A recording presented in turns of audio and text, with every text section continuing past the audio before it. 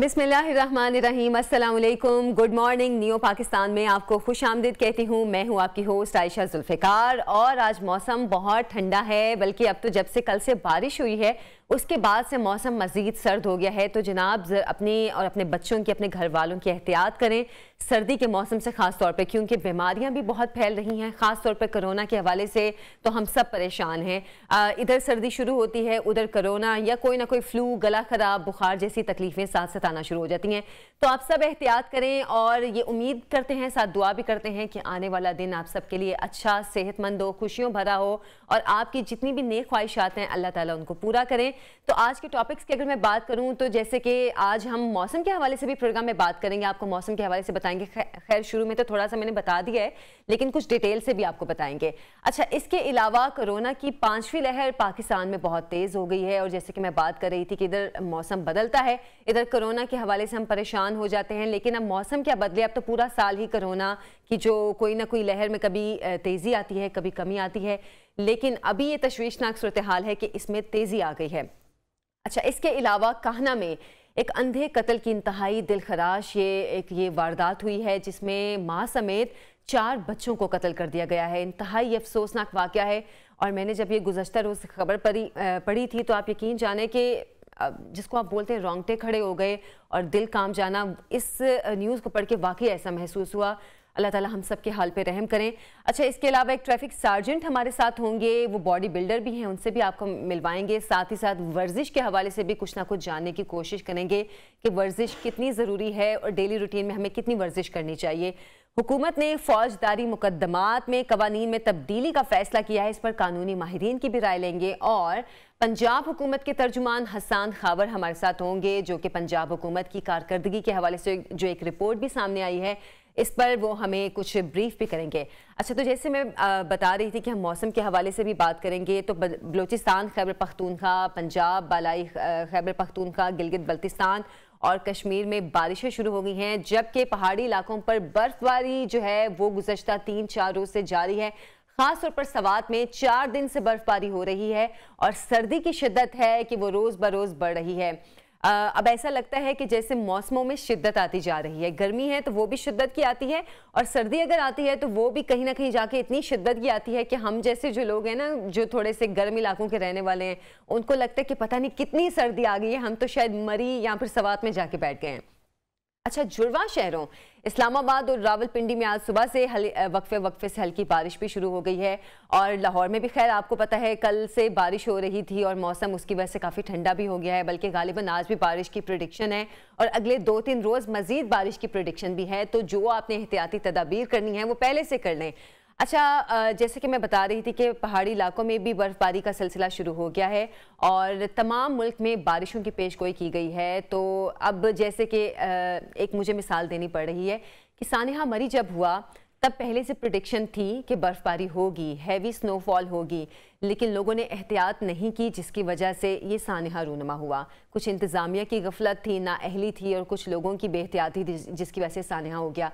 लेकिन जब ऐसे मौसम में बारिशों की या बर्फबारी की प्रेडिक्शन होती है तो ये हम सब का फ़र्ज़ है कि हम इस सिलसिले में जो एहतियाती तदाबीर हैं उनको पहले से इख्तियार कर लें, क्योंकि बारिशों के मौसम में ज़ाहिर है बार बार बाहर नहीं जा सकते, ट्रैफिक जाम हो जाता है जब ज़्यादा लोग बाहर निकलते हैं। तो बेहतर है पहले से घर में जो भी इंतजाम करने हैं वो कर दें, अपनी सर्दी को कवर करने के हवाले से भी और खाने पीने के हवाले से भी।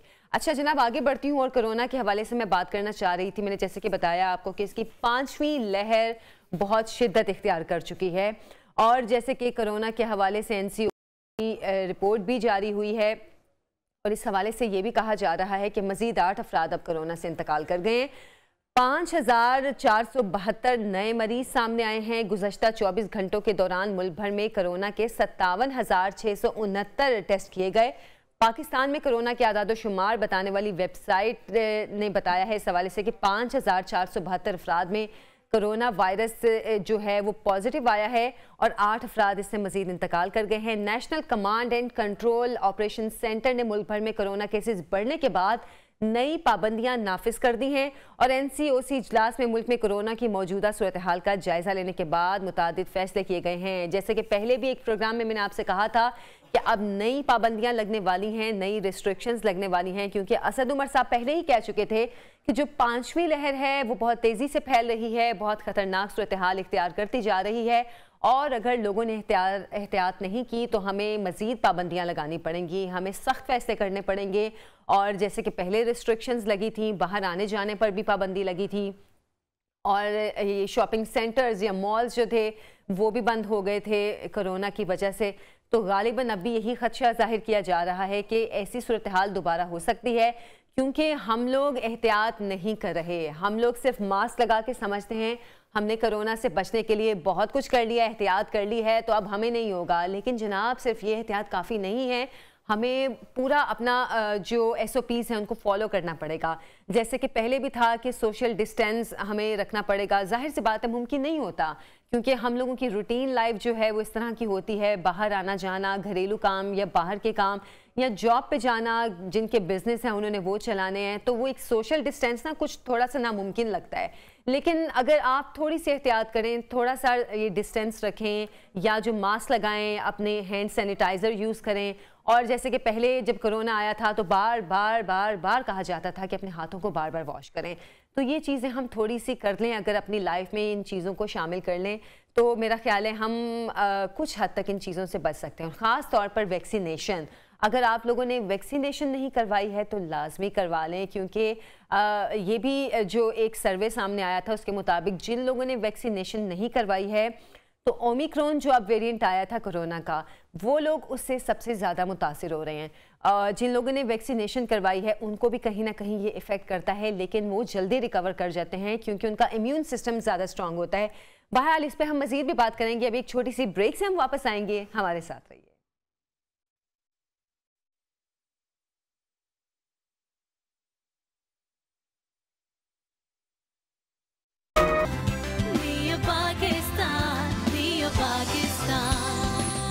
Welcome back. ब्रेक से पहले जैसे मैं आपको बता रही थी, कोरोना की मुल्क में मौजूदा सूरत हाल के हवाले से 5वीं लहर बहुत तेज़ी से फैल रही है, तो आप लोग एहतियात करें, हम सबको बल्कि एहतियात करने की ज़रूरत है। आयशा शुएब हमारे साथ मौजूद हैं लाइन पे, उनसे हम जानेंगे अभी कोरोना की मौजूदा सूरत हाल क्या है और क्या फैसले होने जा रहे हैं। आयशा बताइएगा। अच्छा, आयशा से हम दोबारा से रब्ता करने की कोशिश करें और आपको फिर से मेरी ही बातें सुननी पड़ेंगी, मेरी ही बातें बर्दाश्त करनी पड़ेंगी। अच्छा, तो मैं जैसे कि बता रही थी कि NCOC ने इस हवाले से काफ़ी सख्त फैसले अब करने का फ़ैसला किया है, क्योंकि जैसे कि हमारे लोग एहतियात नहीं करते हैं। मतलब अगर आप बाहर जाएँ ना तो आप बहुत कम लोगों को मास्क लगाए हुए देखेंगे और जो बाकी लोग हैं वो ऐसे ही बाज़ारों में घूम फिर रहे होंगे। तो आयशा हमारे साथ आ गई है। मेरा ख्याल है मैं अपनी बातों से ज़्यादा आयशा की बातें सुन लेती हूँ। आयशा, कैसी हैं आप? बहुत शुक्रिया। आप बताएं, आप कैसी हैं और कोविड की इस वेव में आपका कैसे टाइम स्पेंड हो रहा है? क्योंकि मोस्टली देखा है दोबारा से जो है वो सख्तियां शुरू हो गई हैं, पाबंदियां शुरू हो गई हैं, बंदिशें जो है वो शुरू हो गई हैं। तो आप बताइए, लाहौर में तो शरह जो है वो उसमें खासा इजाफा हो रहा है, तो लाहौर की सूरत हाल भी आप देख रहे हैं। मैंने बताया ना, जैसे कि अगर आप बाजार चले जाए ना तो हम लोग देखते हैं कि जो मोस्टली लोग हैं वो मास्क के बगैर घूम रहे होते हैं और सिर्फ उनमें से जैसे 10 में से 2 से 3 लोग हैं जो मास्क लगा के घूम रहे होते हैं। तो इसी से आप अंदाज़ा कर सकती हैं कि हम लोग कितने केयरफुल किस्म के लोग हैं।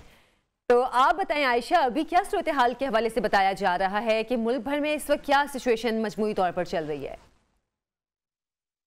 आयशा देखें, अगर सूरत हाल की बात की जाए तो जब अगर कोविड की बात करें, 5वीं वेव है, जितना हम लोगों को इस मसले में सेंसिटिव होना चाहिए था बिल्कुल भी वैसे लोग नज़र नहीं आ रहे। अकॉर्डिंग टू अगर हम लोग फर्स्ट वेव की बात करें तो लोगों में बहुत ज़्यादा खौफ व हरास था। मास्क का इस्तेमाल किया जाता था, समाजी फासले को जो है उसका खासा ख्याल रखा जाता था। पब्लिक ट्रांसपोर्ट में हम देखते थे लोग बहुत ज़्यादा एहतियात करते थे, लेकिन अब कहानी जो है वो हमें बिल्कुल उसके बरक्स नज़र आ रही है। चूँकि जब ओमिक्रॉन आया तो इसके जो फैलने के वायरस के फैलाव का था वो बहुत ज़्यादा था और बहुत तेज़ी से फैलता था। तो लोगों को बार बार कहा जाता था कि आप एहतियात का दामन मजबूती से थामे रखें, लेकिन लोग जो हैं वो गैर संजीदगी का मुस्तकिल इजहार करते हुए नजर आए हैं। अगर आयशा सूरत हाल के हवाले से बताती चलूँ तो कराची में इस टाइम 41.15% योमिया केसेस जो हैं वो रिपोर्ट होना शुरू हो चुके हैं। जबकि रावलपिंडी में भी जो शरह है वो 12% से क्रॉस कर चुकी है। इस्लामाबाद की सूरत हाल बताएं, DHO का ऑफिस है, DC ऑफिस है और इसके अलावा वजारत सेहत है, कानून नाफिज करने वाले इदारे हैं, NCOC है। बावजूद इसके यहाँ पर 15.37% केसेस जो हैं वो अब तक रिपोर्ट हो चुके हैं। कल की अगर बात की जाए, कल से लेकर अब तक इस्लामाबाद में 1100 से ज्यादा केसेस रिपोर्ट हुए हैं, जो इंतजामिया की नाअहली का मुंह बोलता सबूत है। कहा तो रोज यही जाता है कि एहतियात की जा रही है, लोगों को मना किया जा रहा है कि वो एहतियात करें, लेकिन लोग जो हैं वो बिल्कुल भी हमें एहतियात करते हुए नजर नहीं आते ना। अगर आप आम मार्केट का विजिट करें, बाजार में जाएं, मॉल्स में जाएं, तो वहां पर पहले ये होता था कि लोगों ने मास्क का इस्तेमाल किया होता था, लेकिन अब लोग बिल्कुल भी मास्क का इस्तेमाल नहीं करते। कल बाकायदा NCOC की जानिब से हदायत भी जारी की गई हैं। इस हवाले से भी बताती चलूं तो उन्होंने 10% से जायद जो इलाके हैं जिनमें शरह रिकॉर्ड की जा रही है, जिनमें कराची सरे फहरिस्त है, हैदराबाद सरे फहरिस्त है, इसके अलावा इस्लामाबाद है, रावलपिंडी है और दीगर इलाके हैं। लाहौर जो है वो भी टॉपर्स में से एक है। उन इलाकों के लिए कुछ पाबंदियां जो हैं वो नाफिज की गई हैं, जिनमें इंडोर पर पाबंदियां लगा दी गई हैं। 10% से जायद जो शरह वाले इलाके हैं, 300 से जायद अफराद जो हैं वो शादी की तकरीब में शिरकत नहीं कर सकेंगे, बशर्त ये कि वो तमाम लोग वैक्सीनेटेड होंगे। अगर कोई वैक्सीनेटेड नहीं होगा तो उसको शादी में भी आने की इजाजत नहीं होगी। ये तो कहा जा रहा है, लेकिन इसके बावजूद भी हमें शादियों में बेपनाह रश नजर आता है लोगों का। जबकि इसके साथ साथ जो NCOC की दूसरी हदायत जारी की गई हैं उसमें यह कहा गया है कि 12% या 12 साल से जायद उम्र जितने भी बच्चे हैं वो रोजाना स्कूल आएंगे। 12 साल से कम उम्र बच्चों की हाजिरी को 50% तक कर दिया गया है। इसके अलावा डाइन इन की इजाजत जो है वो बिल्कुल खत्म कर दी गई है, बैन कर दी गई है। जबकि PSL के जो शायकीन है, क्रिकेट लवर्स जो हैं, उनके लिए भी एक जो है वो खबर सुनाई गई है NCOC की जानिब से कि 25% तक जो शायकीन है वो क्रिकेट देख सकेंगे। इससे कबल जो है वो दिसंबर में ये कहा गया था कि 100% तक शायकीन क्रिकेट को इजाजत होगी कि वो स्टेडियम में आएंगे, मैचेस देखेंगे। लेकिन आज जो है वो एक हदायतनामा जारी हुआ जिसके मुताबिक ये कहा गया कि 25% शायकीन क्रिकेट जो है उनको इजाजत होगी। तो आयशा, क्या इसके लिए भी कोई ये शर्त? हाँ, मैं बिल्कुल आपसे यही पूछना चाह रही थी कि ये भी शर्त रखी गई है कि वो वैक्सीनेटेड होंगे तो उनको अंदर जाने की इजाजत होगी? जी बिल्कुल आयशा, देखें 12 साल तक के जितने भी बच्चे होंगे और उम्र की कोई हदबंदी नहीं है, किसी भी उम्र के अफराद जाकर जो है वो मैच देख सकेंगे। क्योंकि पाकिस्तान में वैसे ही क्रिकेट के शायकीन बहुत है। हम देखते हैं मैच चाहे लाहौर में हो, इस्लामाबाद में हो, कराची में हो, लोगों का बहुत बड़ा हजूम होता है जो जाकर मैच देखता है।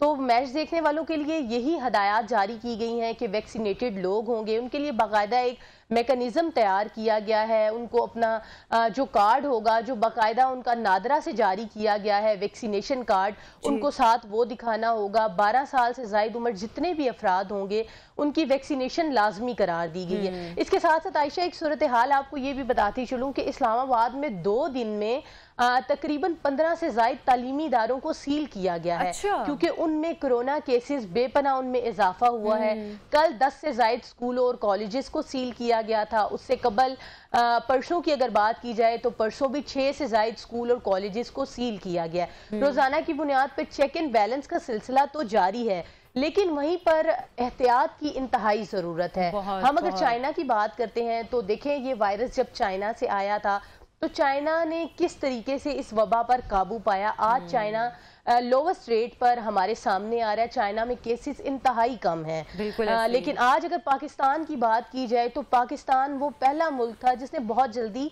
इस बीमारी पर कम बैक किया था। लेकिन आज पाकिस्तान टॉपर्स में शामिल हो गया है। पाकिस्तान का नंबर दूसरा है जहां पर केसेस बहुत तेजी से इजाफा हो रहा है। तो मेरे ख्याल से हम सबको एहतियात की बहुत ज्यादा जरूरत है। NCOC की जानिब से पाबंदियां भी जो है वो लगा दी गई हैं। जो आयशा NCOC की जानिब से जो पाबंदियां शहरों पर लगाई गई हैं, वो क्या सिर्फ बड़े शहर उनमें शामिल हैं या छोटे शहरों को भी कवर किया गया है इसमें? आयशा देखें, वो तमाम इलाके जिनमें कोरोना की शरह 10% से ज्यादा है, उन इलाकों पर पाबंदियां नाफिजुल अमल होंगी और उन पाबंदियों का इतलाक जो है वो 20 जनवरी से लेकर 31 जनवरी तक होगा। जबकि जो NCOC का दोबारा इजलास है, जायजा इजलास, वो 27 जनवरी को दोबारा जायजा इजलास लिया जाएगा। उस इजलास में ये फैसले किए जाएंगे क्या इन 8 दिनों में किन किन इलाकों में कोरोना की शरह पर काबू पाया गया है। अगर 27 जनवरी को इजलास में कोरोना की शरह और सूरत हाल ऐसी ही रही तो मजीद पाबंदियों का जो इत्तलाक है उसमें इजाफा किया जाएगा और इसमें तमाम वो शहर शामिल हैं जिनमें कोरोना की शरह 10% से जायद है। अगर 10% से जायद शरह की बात की जाए तो इसमें तमाम हमारे पंजाब के एरियाज आ रहे हैं, वफाक आ रहा है, इसके साथ जुर्मा शहरों में रावलपिंडी की सूरत हाल जो है वो बहुत ज़्यादा बताई जा रही है, कराची की सूरत हाल, हैदराबाद, ये तमाम इलाके, इन तमाम इलाकों में पाबंदियां जो हैं वो नाफिजुल अमल होंगी। जो आज से पाबंदियां शुरू हो गई हैं और 31 जनवरी तक ऐसे ही जारी रहेंगी। तो आयशा, अब जैसे कि पाबंदियां तो लग रही हैं, लेकिन जब पहले कोरोना की पहली लहर आई थी तब मॉल्स भी बंद कर दिए गए थे और ये जो जहाँ पर लोगों की ज़्यादा गैदरिंग होती थी जिन बाज़ारों में, वो भी सील कर दिए गए थे, बंद कर दिए गए थे मतलब। और अगर तो मार्केट्स खुली रखने का था तो वो लिमिटेड टाइम था। ऐसी भी कोई पाबंदियां दोबारा से होंगी? जी आयशा, बड़ा अच्छा सवाल किया आपने। मैं बल्कि इसी तरफ आना चाह रही थी। जब फर्स्ट वेव आई थी तो हमारे पास केसेस की तादाद इतनी नहीं थी। अच्छा। अब हमारे पास रोजाना 6000 से ज्यादा केसेस रिपोर्ट होना शुरू हो गए हैं। अगर आज केसेस की बात की जाए तो 6808 केसेस सिर्फ 24 घंटे में रिपोर्ट हुए हैं। जब फर्स्ट वेव आई थी तो मुझे अच्छे तरीके से याद है जब हम लोगों को नहीं पता था कि कोविड किस बला का नाम है या कोरोना वायरस चीज क्या है। उस दौरान हमने देखा था जब 1000 से केसेस तजावुज किए गए थे तो तमाम मार्केट्स और बाजार जो है उनको महदूद कर दिया गया था और उनको ये कहा गया था कि 6 बजे के बाद कोई बाजार या मार्केट नहीं खुलेगी। लेकिन जो कल NCOC की जानिब से एक हदायतनामा जारी हुआ है उसमें ये कहा गया है कि बाजारों पर कोई पाबंदियां आयद नहीं होंगी। बाजार जो है, मार्केट्स हैं, इसके अलावा मॉल्स हैं, ये तमाम चीज़ें खुली रहेंगी। इन पर फिलहाल कोई पाबंदियां आयद नहीं की जा रही। 27 जनवरी को जो जायजा इजलास लिया जाएगा उस इजलास में ये फैसला होगा कि अगर कोरोना की शरह पर काबू पाया गया है इन 7 दिनों में, क्योंकि जिन इलाकों में इंडोर को बंद किया गया है और इसके साथ साथ डाइन इन को बंद किया गया है, तकरीबात पर पाबंदी लगाई गई है और इसके साथ साथ यही कहा जा रहा है कि सिनेमा, मज़ारात, जितने भी इस तरह की जगहें हैं उन पर 50% हाजिरी होगी। अच्छा। तो इन तमाम चीज़ों का जायजा लेने के बाद 27 जनवरी को जो इजलास होगा उसमें अहम फैसला भी मतवक्को है। अगर कोरोना की शरह पर काबू ना पाया गया तो NCOC हुकाम की जानिब से ये भी कहा जा रहा था कि हो सकता है कि उनका अगला जो स्टेप है वो मजीद बंदिशों के हवाले से गौर किया जाए, जिनमें बाजार भी आ जाएंगे, मार्केट्स होंगी, मॉल्स होंगे और जिन जिन जगहों को 50% तक हाजिरी के साथ उनको इजाजत दी गई है, हो सकता है आयशा उन जगहों को भी बंद कर दिया जाए अगर अच्छा। कोरोना की यही सूरत हाल रही। अगर अस्पतालों के हवाले से बताएं, चूंकि कोविड केसेस में बहुत ज्यादा इजाफा हो रहा है तो लोगों को हम देख रहे हैं बहुत ज्यादा उनमें बीमार होने की शरह में भी बहुत ज्यादा इजाफा हो रहा है। हर दूसरे बंदे को आप देख लें, फ्लू है, इन्फेक्शन है और ये वो तमाम अफराद है, कुछ नहीं कहा जा सकता क्योंकि हम देख रहे थे एक टाइम था कि जो टेस्ट था वो बहुत ज्यादा तेजी से लोगों के टेस्ट किए जा रहे थे ये चेक करने के लिए कि इनमें कोविड है, कोविड पॉजिटिव है या नहीं। लेकिन अब वो भी बिल्कुल बंद हो चुके हैं, ना ही लोगों के टेस्ट किए जा रहे हैं, ना ही कोई चेक एंड बैलेंस है, ना लोगों को बाजार में देखा जा रहा है। इससे कबल ये होता था अगर किसी में कोविड होता था तो उसकी कॉन्टेक्ट ट्रेसिंग की जाती थी, उसके साथ जो राब्ते में लोग होते थे उनके भी टेस्ट किए जाते थे। लेकिन अब तमाम तर कहानियां जो हैं वो इसके बरक्स नजर आ रही हैं। शायद इंतजामिया भी जो है वो गफलत का मुजाहरा कर रही है, अवाम तो गैर संजीदगी का मुजाहरा कर रहे हैं, शायद इंतजामिया की जानिब से भी कहीं ना कहीं गफलत की जा रही है। आयशा, बहुत शुक्रिया, आपने NCOC के इजलास के हवाले से और अब जो पाबंदियां लगने जा रही हैं उस हवाले से काफ़ी ब्रीफली बताया है और मेरा ख्याल है लोगों को समझना चाहिए कि ये सब कुछ हमारे लिए है, हमारी सेहत के लिए है, हमारी एहतियात के लिए है। आप खुद एहतियात करेंगे तो मेरा ख्याल है हुकूमत को ज़रूरत नहीं पड़ेगी आप पे इतनी पाबंदियां या हम सब पे पाबंदियां लगाने की। एक छोटी सी ब्रेक से हम वापस आएंगे, हमारे साथ रहिए।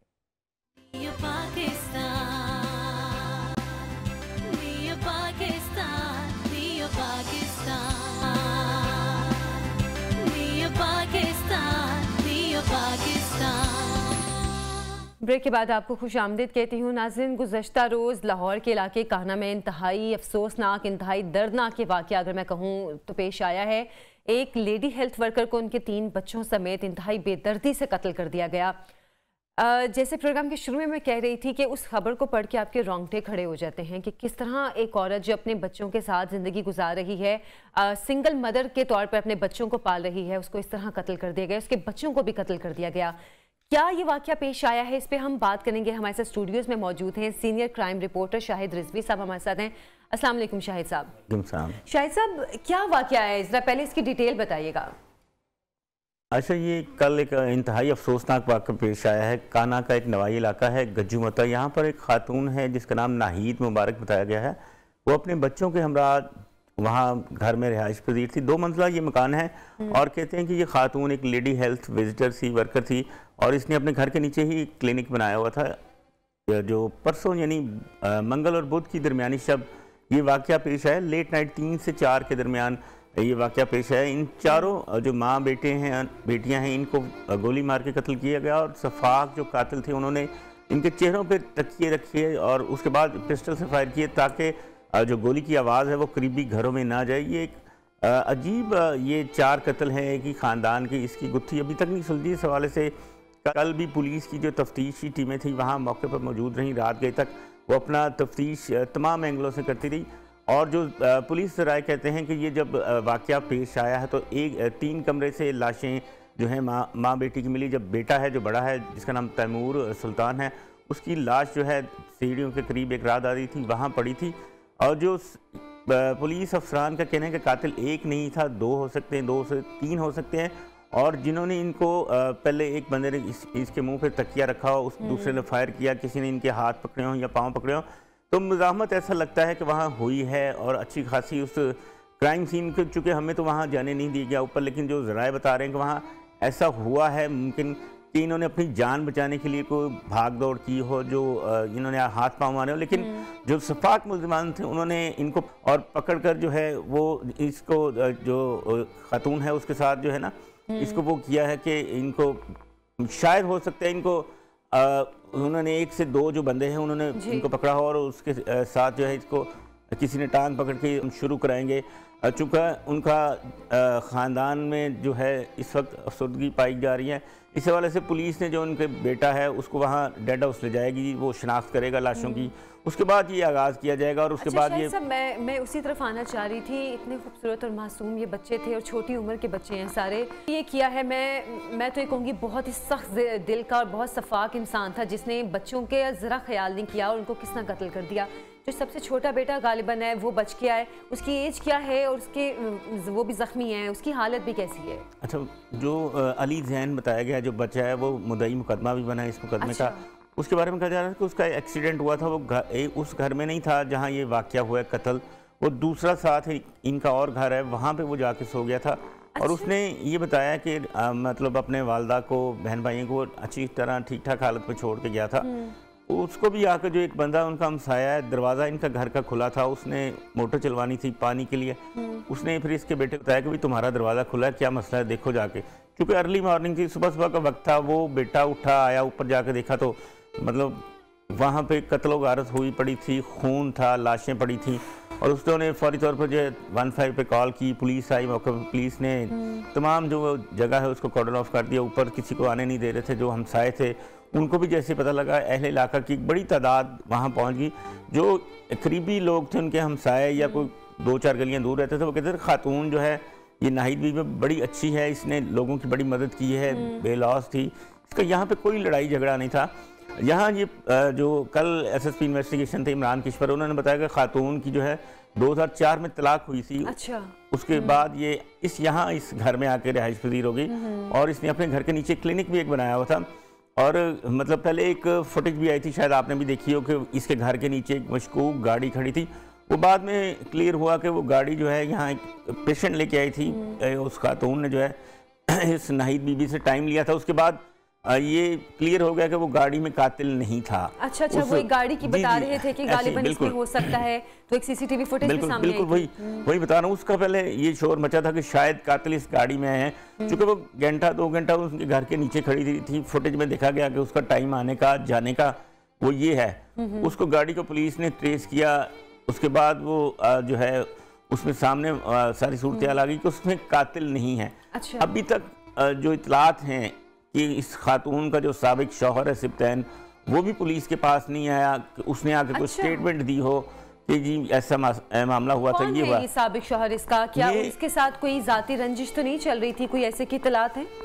इस हवाले से अभी तक कोई ऐसी चीज सामने नहीं आई कि इनकी आपस में रंजिश थी नहीं थी, क्योंकि एक लंबा अरसा हो गया, 17-18 साल कि इनकी अलहदगी हो चुकी है। इस हवाले से कुछ लोग वहाँ बता रहे थे कि इसका शौहर आता था, अपने बच्चों को मिलकर जाता था, उन्हें कुछ चीज़ें दे के जाता था। तो इस हवाले से अभी ये जब तक ये सामने इसका साबिक शौहर नहीं आएगा तो मालूम नहीं, उस वक्त तक ये हालात सामने नहीं आएंगे कि क्या वो भी इस कत्ल की वारदात में मुलव्वस हो सकता है या नहीं। पुलिस इन तमाम जो है पहलू उन पर देख रही है। और एक चीज़ और नहीं इसमें सामने आई कि जो मकतूल का बेटा था बड़ा, जिसका नाम है तैमूर सुल्तान, जो कत्ल हुआ है, जी कत्ल हुआ, उसके अगवा का मुकदमा जो है 2017 में इस खातून ने दर्ज करवाया था, जो पुलिस राय कहते हैं कि खारिज हो गया था। किसके खिलाफ? ये नहीं, नामालूम मुल्जिमान के खिलाफ। कहते हैं कि 1 माह बाद वो जो पर्चा है वो खारिज हो गया था। उसमें इसने ये जो है इख्तियार किया था मौक़िफ़ के इसके बेटे को नामालूम मुल्जिमान ने अगवा किया, तो वो मुकामी थाने में उधर ही दर्ज हुआ वहाँ। अब वो कहते हैं कि मुकदमा 1 माह बाद खारिज हो गया था, इसका बेटा वापस आ गया था। इसके अलावा इस खातून का या इसके बेटों का कोई और क्रिमिनल रिकॉर्ड नहीं है कि जिसमें ये कहा जाए कि ये कोई रिकॉर्ड याफ्ता है या कोई लेन देन का या ऐसा मामला इनके खिलाफ मुकदमा चल रहा था, कोई खानदानी या जाती झगड़ा चल रहा था, कोई ऐसी बात नहीं है। इसमें अब तक पुलिस कहती है कि हम जो तफ्तीशी टीमें बनी हैं, जिसमें CIA भी है, इन्वेस्टिगेशन है, ऑपरेशन है, तो इसका मोबाइल फ़ोन इनके बच्चों का, खातून का, उनका उन्होंने डाटा लिया है। उसमें से वो चेक कर रहे हैं कि कौन बंदा जो था इन खातून से या इसके बेटों से या इसकी बेटी से राब्ते में मुसलसल था, उसको भी ये मतलब सॉर्ट आउट करके कुछ ख़ास नंबर होते हैं उन पे काम करती है पुलिस। तो फिर कत्ल का जो अंदर मामलात हैं वो सारे सामने आ जाते हैं। इस हवाले से अभी तक पुलिस का कहना है कि कोई ऐसी चीज़ उनको अभी तक नहीं नज़र आ रही कि कातिल ये है। तो जिन 2 लोगों को मतलब उनके जिस इलाके में वो रह रही थी वहाँ से पुलिस ने तहवील में भी लिया है, गालिबन खातून भी हैं और एक मर्द भी हैं उनमें, तो उनको किस शक की बुना पर तहवील में लिया है? वो ऐसा लगता है कि उनसे जाना जाएगा कि ये लोग कैसे थे, इनको कौन मिलने आता था, कौन इनके पास रात को आया। इस हवाले से ये जो है ना, मेरा ज़ाती ख्याल है कि ये पुलिस ने इसमें तफ्तीश की होगी, लेकिन पुलिस इस बात को ऑन नहीं कर रही कि उन्होंने 2 बंदों को लिया है। जो एक सोर्स होता है उसके मुताबिक ये बात कन्फर्म है कि 2 बंदों को वहाँ से पुलिस ने कस्टडी में लिया था, उनको थाने मुंतकिल किया गया था, वहाँ उनसे तफ्तीश भी की गई है। तो शायद सब जो काम की जगह पे जहाँ पे खातून काम करती थी, लेडी हेल्थ वर्कर भी थी जैसे कि आप बता रहे थे, तो क्या जिस जगह वो काम कर रही थी वहाँ से भी कोई इन्वेस्टिगेशन की गई है? अभी पुलिस जो है इस मामले में भी चेक कर रही है कि ये क्या सरकारी लेडी हेल्थ वर्कर थी, किसी इदारे में गवर्नमेंट के जॉब कर रही थी। अभी इस चीज़ों को वो नहीं देख पा रहे, चूँकि अभी ये इनिशियल स्टेज है। खातून के जो कातिल हैं उनकी तरफ पुलिस का पूरा फोकस है कि पहले इसको, चूँकि जदीद टेक्नोलॉजी का दौर है, सबसे पहले तो मोबाइल फ़ोन से पुलिस जो है इस किसी भी वारदात का रिकवर करेगी। जी, वो रिकॉर्ड निकालती है कि आखिर इसके मोबाइल फ़ोन में जो इसकी बातें हुई हैं, तो उसमें कोई डाटा ऐसा था जिससे लास्ट टाइम इसकी बात हुई, कोई लड़ाई झगड़े वाली या किसी के साथ इसका मुसलसल रब्ता था या बच्चों का था, कोई किसी ने इसको थ्रेट किया हो, तो वो चीज़ें पहले पुलिस क्लियर करेगी। उसके बाद दूसरी एंगल पर जाएगी इसके दफ्तर में या जहाँ ये काम कर रही थी ये अब नहीं कर रही, क्योंकि FIR में इन्होंने लिखवाया कि इसकी वालदा जो है वो लेडी हेल्थ विजिटर थी। उसको अब देखा जाएगा कि ये खातून जो है किस इदारे में काम कर रही थी, सरकारी या छोड़ के प्राइवेट इसने, क्योंकि घर के नीचे ही जो है ना वो क्लिनिक बनाया हुआ था वहाँ प्राइवेट, वहीं इन लोगों को चेक करती थी जो मोहल्ले में डिलीवरी केस करते हैं, उसी तरह का इसने बनाया हुआ था। काफ़ी लोग इसके पास आते थे जाते थे इस तरह के केस लेकर। ये बताती थी, मतलब इलाके में ये मशहूर डॉक्टर के नाम से थी। अच्छा। क्योंकि पहले हमें भी यही रिपोर्ट हुआ कि ये डॉक्टर की मर्डर हो गई, लेकिन बाद में जब चीज़ें क्लियर हुई, वहाँ स्पॉट पर जाके पता लगा, लोगों से पूछा, कुछ पुलिस अफसरान ने बताया कि नहीं ये लेडी हेल्थ वर्कर है, डॉक्टर नहीं है। क्योंकि लोग, वो नवाही इलाका है देहाती लोग हैं वो डॉक्टर ही समझते हैं ऐसे लोगों को, ये डॉक्टर हैं क्योंकि इन्होंने बुखार की भी दवाई दे देनी है, ब्लड प्रेशर की भी दवाई दे देनी है, ख़वातीन के जो उनके मसाइल होते हैं उनको हल करने के लिए भी ख़वातीन को दवाई ऐसी दे दी तो वो कहते हैं जी डॉक्टर है, डॉक्टर है। क्योंकि वो किसी अस्पतालों में महंगा इलाज होता है, वहाँ जा नहीं सकते, वो इन्हीं के पास आके इनको जो डॉक्टर समझते हैं, मसीहा समझते हैं, इसलिए ये उस इलाके में मशहूर थी कि ये लेडी डॉक्टर है, लेडी डॉक्टर है।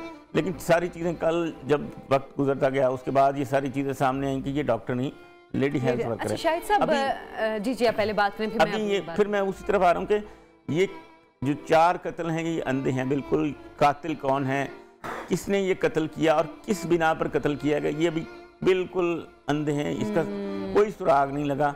हाँ, वहाँ जो जाए वक़ुआ है वो हालात वहाँ पे कुछ ऐसे मज़ाहमत पाई गई कि इन्होंने अपनी जान बचाने के लिए शायद भागने की कोशिश की, और लेकिन चूँकि कातिल कहते हैं 1 नहीं 2 नहीं 3 हो सकते हैं, वो 4 बंदे हैं जिनको कत्ल किया गया। अगर और डकैती की भी कोई वारदात नहीं ऐसी हुई कि जिससे ये शक हो कि डकैती के लिए आए थे तो फिर कत्ल कर दिया। ऐसा कोई सीन नहीं था कि कमरों की अलमारियों के जो हैं वो दराज खोले गए हों, सामान फेंका गया हो ताकि इसको डकैती का रंग दिया गया हो, ये ऐसा भी कुछ नहीं था। क्योंकि मैं एक तस्वीर देख रही थी, खातून ने जो कानों में सोने के वो पहने हुए टॉप्स पहने हुए थे वो वैसे ही थे, तो मतलब कातिलों ने ऐसी कोई चीज वहां से नहीं ली है। जी बिल्कुल नहीं, वो उल्टे मुंह उसको फायर मारा गया, उसको तकिया रख के वो उसी तरह ही पड़ी हुई, आपने तस्वीरें देखी, बेटा वो यूं पड़ा है, इस तरह की ये बड़ी खौफनाक एक मंजर था। वहाँ पे जो क्राइम सीन था, जो डेड बॉडियाँ पड़ी थी, उसको काफ़ी देर तक पुलिस वहाँ पे इंटरोगेट करती रही, क्राइम सीन को देखा उन्होंने, बड़े गौर से इसका जायजा लिया कि आखिर ये क्या हो सकता है। ज़्यादातर फोकस यही कि या कोई दुश्मनी का ये शाखसाना है, किसी ने रंजिश निकाली है इनके साथ और इनको कत्ल किया है, और इसको बड़े सफाक कातिल आराम से जो है यहाँ से फरार हो गए। बड़ी तकलीफ की बात है कि इतने बर्बरियत से कत्ल किया है, मतलब इतना जुल्म है ये कि छोटे छोटे मासूम बच्चों को भी नहीं उन्होंने बख्शा, कि जो इनकी सबसे छोटी बेटी थी वो इतनी छोटी उम्र की है, इतनी खूबसूरत मासूम बच्ची है, वो उन्होंने किसी को भी नहीं बख्शा।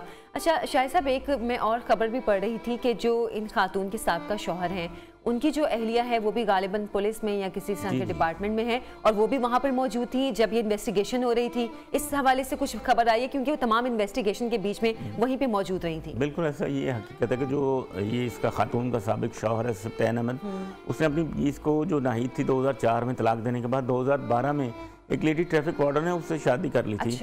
जब ये कत्ल हुए उसको भी पता लगा, वो मौके पर वहाँ आ गई और वहाँ वो अपनी गाड़ी में बैठी रही है, लोगों से बात की, उसके मोहल्लेदारों से, पुलिस से, सारा उसने स्टेटमेंट दिया कि क्योंकि आमतौर पे ऐसे कत्लों में यही शक जाता है कि दूसरी बीवी ने कत्ल करवाया है या शौहर ने कत्ल किया है, तो वो खुद आ गई वहाँ पे इस हवाले से कि मुझे कोई शक मुझ पे ना जाए या मैं इसमें इन्वॉल्व नहीं हूँ। उसने अपनी बेगुनाही साबित की, पुलिस उससे भी पूछा है। अच्छा, और उनसे भी हुई है। डेफिनेटली जाहिर आपको पता है ये बहुत बड़ा केस था, 4 कत्ल हो गए, इसका वज़ीर आला ने नोटिस लिया, IG पंजाब ने, और मतलब अभी तक ये स्टिल चल रही हैं चीज़ें, और वो आके सामने खड़ी रही, उसने बात की, हमने भी बात करने की कोशिश की उससे, लेकिन उसने कोई बात नहीं की, उसने कहा मैं कुछ नहीं जानती, मुझे नहीं पता, काफी सेंसिटिव मामला। हाँ जी बिल्कुल, हर बंदे का ध्यान जाता है कि इसने कत्ल किया, ये भी शामिल हो सकता है क्योंकि पुलिस है ना, इन्वेस्टिगेटर पर जाएगा। तो कोई रिश्तेदारों के हवाले से भी बात हुई है? इसकी जो बहन थी और एक भाई वो भी उस वक्त आए, तकरीबन 2 घंटे 3 घंटे लेट आए, उनको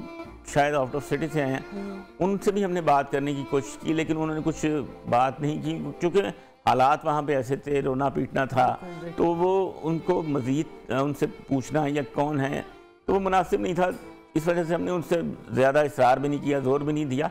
मोहल्लेदारों से हमारी बातचीत होती रही, वही कुछ छोटे छोटे लफ्ज़ों में बताते रहे कि अच्छी खातून थी, इसका किसी के साथ कोई झगड़ा नहीं था, बड़ी मिलनसार थी, लोगों की मदद भी करती थी, जिसको कोई गरीब आदमी था, किसी को पैसे की ज़रूरत थी पैसे भी देती थी, अगर किसी का कोई इलाज है उसके पास पैसे नहीं है उसका इलाज भी फ्री करती थी। और इस एक और भी यहाँ एक बात है कि जो जन्नत कत्ल हुई है, जो बेटी है वो इसकी ले पालक बेटी थी, चूँकि इसके बेटे ने ये बताया कि ये हमारी जन्नत जो बहन है जन्नत फातिमा वो ले पालक है, इसकी अपनी बेटी नहीं, इसकी अपने एक बेटा और 2 बेटियाँ हैं, ये ले पालक बेटी थी। जैन जो है वो बच गया, 2 यानी अब एक खानदान का बेटे और एक बेटी इनकी अपनी थी और एक बेटी लेपालक थी। जी बिल्कुल, लेपालक, एक बेटी लेपालक, एक अपनी है। चलें, बहुत शुक्रिया शाहिद रिजवी साहब, उम्मीद करते हैं कि इस कत्ल के हवाले से जो असल हकायक है वो सामने आए, क्योंकि इंतहाई ये लर्ज़ाखेज़ वारदात है और सोच के दिल काम जाता है कि किस तरह हम लोग इतने जालिम हो गए हैं कि हम लोग बच्चों को भी नहीं बख्शते हैं, किस तरह उन छोटे छोटे मासूम बच्चों को भी कत्ल कर दिया गया।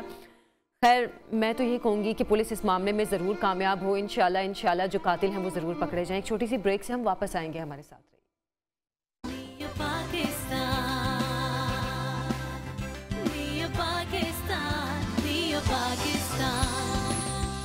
Welcome back. प्रोग्राम में आपको खुशामदीद कहती हूँ। नाज़रीन, मैं बात करने जा रही हूँ बॉडी बिल्डिंग के हवाले से। पाकिस्तान में हम तो शुरू से ही सुन रहे हैं कि बॉडी बिल्डिंग बहुत मकबूल है और बहुत से लड़के हैं बॉडी बिल्डिंग जो करते तो हैं, लेकिन साथ साथ वो बॉडी बिल्डिंग के मुकाबलों में भी शामिल होना चाहते हैं ताकि वो कोई ना कोई इनाम जीतें या कोई ना कोई मुकाबला जीत सकें।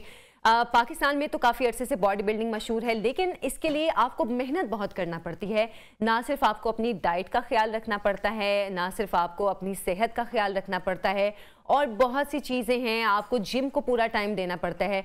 अगर इस तरह के काम के साथ, जो कि बहुत ज़्यादा टाइम टेकिंग है, बहुत ज़्यादा मतलब आपका पूरा दिन लेने वाला काम है, इसके साथ अगर आप कोई जॉब भी ऐसी कर रहे हैं जो कि आपको 8 आवर्स या 10 आवर्स की जॉब करनी हो, तो वो बहुत मुश्किल लगता है।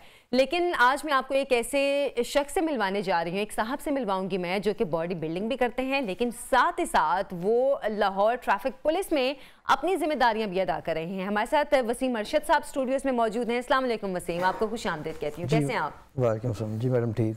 वसीम, एक तरफ आप ट्रैफिक वार्डन हैं, ट्रैफिक पुलिस में हैं, दूसरी तरफ आप बॉडी बिल्डिंग करते हैं। दो ऑपोजिट काम है, मुश्किल काम है, कैसे इनको आप मैनेज करते हैं? मैडम असल में ड्यूटी तो मेरी एक जो है मेरी प्रोफेशनल लाइफ है, लेकिन बॉडी बिल्डिंग मुझे शुरू से शौक था, तो मैं कॉलेज लाइफ से इसको कर रहा हूँ। अच्छा। तो फिर साथ साथ मैं उसको मैनेज कर रहा हूँ, टाइम दे रहा हूँ, जिस तरह भी थोड़ा सा मुश्किल होता है, लेकिन वो अपने शौक के लिए मैं उसको मैनेज कर रहा हूँ और साथ साथ मैं बॉडी बिल्डिंग कर रहा हूँ। अच्छा वसीम, बल्कि मुझे आपको यहाँ पे मुबारकबाद भी देनी थी कि आपने बॉडी बिल्डिंग के मुकाबले में दूसरी पोजीशन भी ली है। कब से इसके मुकाबले के लिए तैयारी कर रहे थे?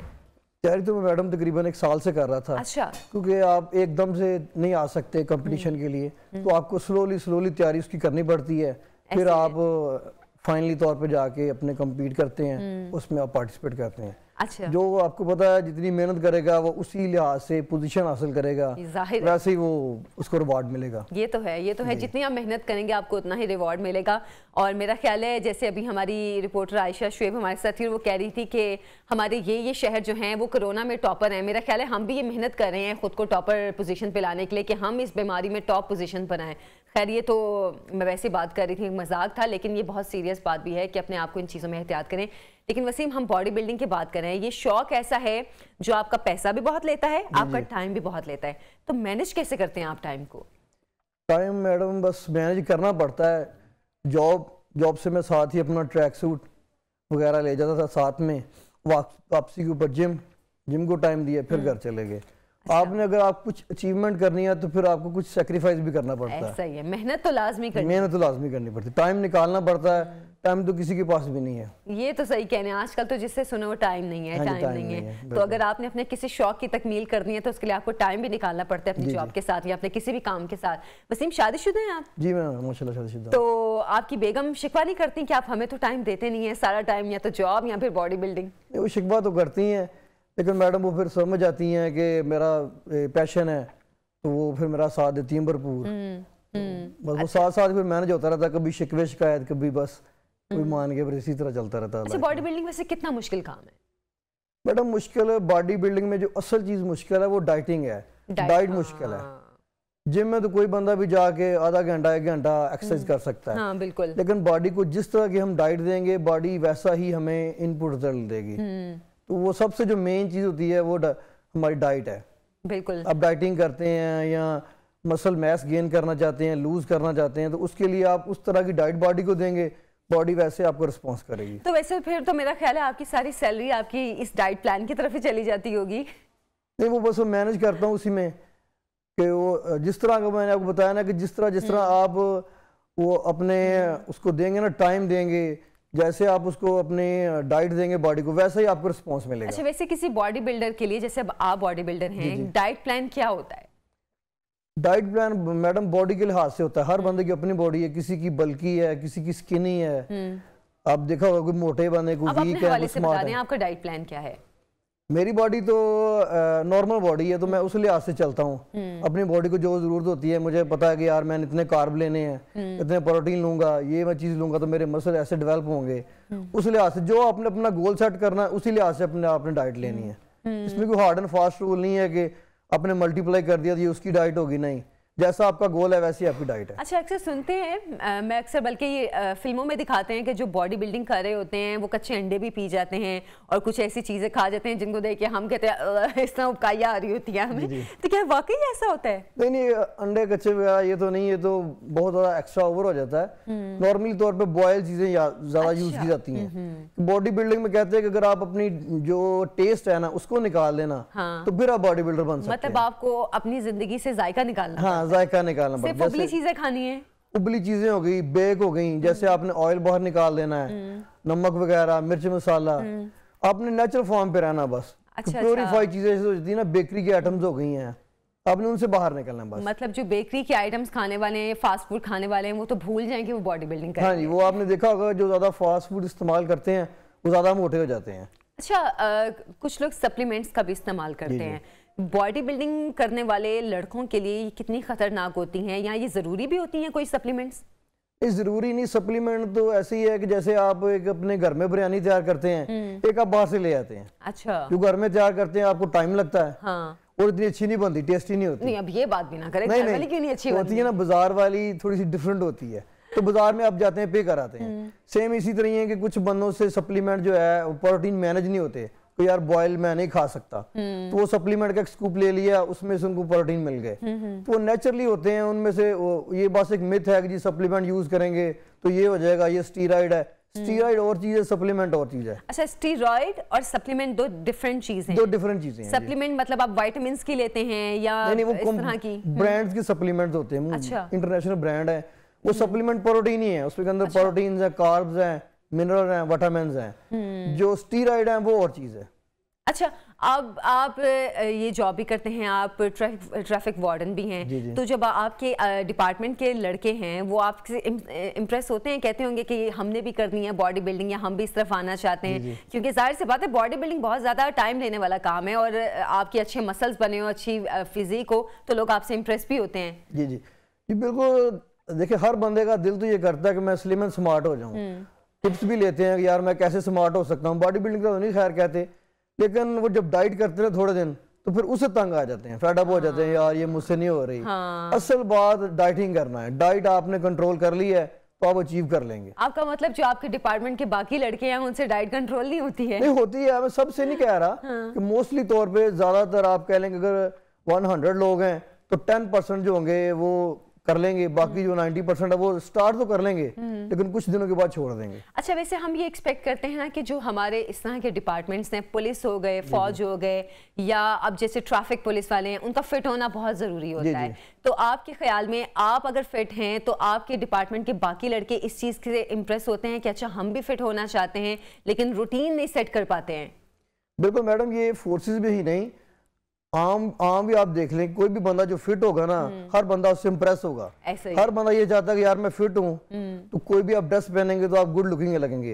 अगर आप यूनिफॉर्म आपकी मैटर करती है ना, कि मतलब आप कोई भी ड्रेस पहने वो अच्छा लगे, वो अच्छा लगे। आप देखें अगर गुड लुकिंग हो गए, पुलिस वाला है जो आर्मी फोर्सेज में है, तो आप किसी से बात करेंगे तो वो आपकी एक पर्सनैलिटी उसके ऊपर होगी। तो उस लिहाज से तो हर बंदा ये चाहता है कि मैं स्मार्ट हो जाऊं, अच्छी फिजिक हो, गुड लुकिंग हो, ताकि यूनिफॉर्म पहना हो तो अच्छा लगे। चलें, ये तो बड़ी अच्छी बात होती है ना कि अगर आप अपने आप को फिट रखना चाहते हैं तो इससे सिर्फ आपका अंदर ही फिट नहीं होता, आपका बाहर भी ज़ाहरी तौर पे भी आप लोगों को अच्छे लगते हैं। अच्छा, वो जैसे कि बात बल्कि आप वसीम भी कर रहे हैं कि आपने कोई भी ड्रेस पहना वो आप पे सूट करता है, आप पे अच्छा लगता है, आपकी पर्सनैलिटी अच्छी लगती है। अच्छा वसीम, अगर हम इसको गवर्नमेंट लेवल पर देखें बॉडी बिल्डिंग को, तो क्या इसको सपोर्ट मिल रहा है? क्योंकि आप खुद भी आप गवर्नमेंट जॉब में भी हैं और आप इस फील्ड में भी हैं बॉडी बिल्डिंग की, तो क्या आपके ख्याल में इसको कोई सपोर्ट मिल रहा है? मैडम, वैसे तो गवर्नमेंट जो लेवल पे वैसे सपोर्ट तो नहीं किया जाता कि फाइनेंशियली तौर पे या इस तरह तो नहीं होता, लेकिन हमारे सीटीओ साहब को जब पता चला कि मैंने ये कंपटीशन विन किया है, अच्छा, तो उन्होंने मेरी बड़ी हौसला अफजाई की, मुझे अपने ऑफिस में बुलाया, तो एज ए फादर उन्होंने मुझे ट्रीट किया, केक मुझे खिलाया बड़े प्यार से, और मेरे साथ सेल्फियां भी ली उन्होंने बनाई, और उसके अलावा उन्होंने मुझे कैश रिवार्ड दिया, CC3 दिया। अच्छा, तो मुझे मतलब आप तो बैठे बैठे स्टार बन गए। बस अल्लाह पाक का शुक्र है मैडम, मैं तो कुछ भी नहीं हूँ, अल्लाह पाक की मेहरबानी हुई तो ये सारा कुछ हो गया। तो उन्होंने मेरी बड़ी अच्छी हौसला अफजाई की, तो बड़ी मैं तो शुक्रगुजार हूँ सीटीओ साहब का। ऐसे क्योंकि जो दूसरे लड़के भी डिपार्टमेंट के हैं ना, उनके अंदर एक शौक डेवलप होगा कि यार हम भी कंपटीशन करें। हाँ बिल्कुल बिल्कुल, मतलब ये लड़कों में एक कोई ना कोई ऐसी पर्सनैलिटी, मतलब अगर आप किसी ग्रुप में हैं, कोई ना कोई एक शख्स ऐसा जरूर होना चाहिए कि जिसको देख के लोग गाइडलाइन ले सकें और कहें कि हाँ अगर वो कर सकता है तो हम भी ये कर सकते हैं। और अच्छा, जैसे कि सिक्योरिटी फोर्सेस के हवाले से कहा जाता है ना कि वो बॉडी बिल्डिंग करते हैं, वो इन चीज़ों पर ज़्यादा होते हैं, तो आप तो इस चीज़ में आए, अब आप बाकी लड़कों को क्या कहेंगे, वो भी इस तरफ आएँ, वो भी आपके इस नक्शे कदम पर चलें? जी मैडम, ये मैं इसलिए नहीं कि बॉडी बिल्डिंग की, आप अपने आप को फिट रखें। जो बंदा एटलीस्ट जिम जाता है या एक्सरसाइज करता है ना, वो अपनी डाइट का ख्याल रखता है। वो जो आप अनहेल्थी चीजें हैं, जो सेहत को नुकसान पहुंचाने वाली चीजें हैं, वो उनको अवॉइड करता है। तो उससे उसको नुकसान नहीं होता, फायदा ही है। उसकी सेहत तो बनी रहती है। बॉडी बिल्डर नहीं भी बनेगा तो सेहत तो उसकी अच्छी रहेगी। हाँ, ये आपने सबसे अच्छी बात की कि अगर आप बॉडी बिल्डर नहीं भी बनते तो आप फिट रहते हैं, वो सबसे अच्छी बात होती है। अपनी सेहत को बल्कि आपकी फर्स्ट प्रायोरिटी होनी चाहिए। वसीम, आपका बहुत बहुत शुक्रिया, आप हमारे स्टूडियोज में तशरीफ लाए हैं। एक छोटी सी ब्रेक से हम वापस आएंगे, हमारे साथ रहिए।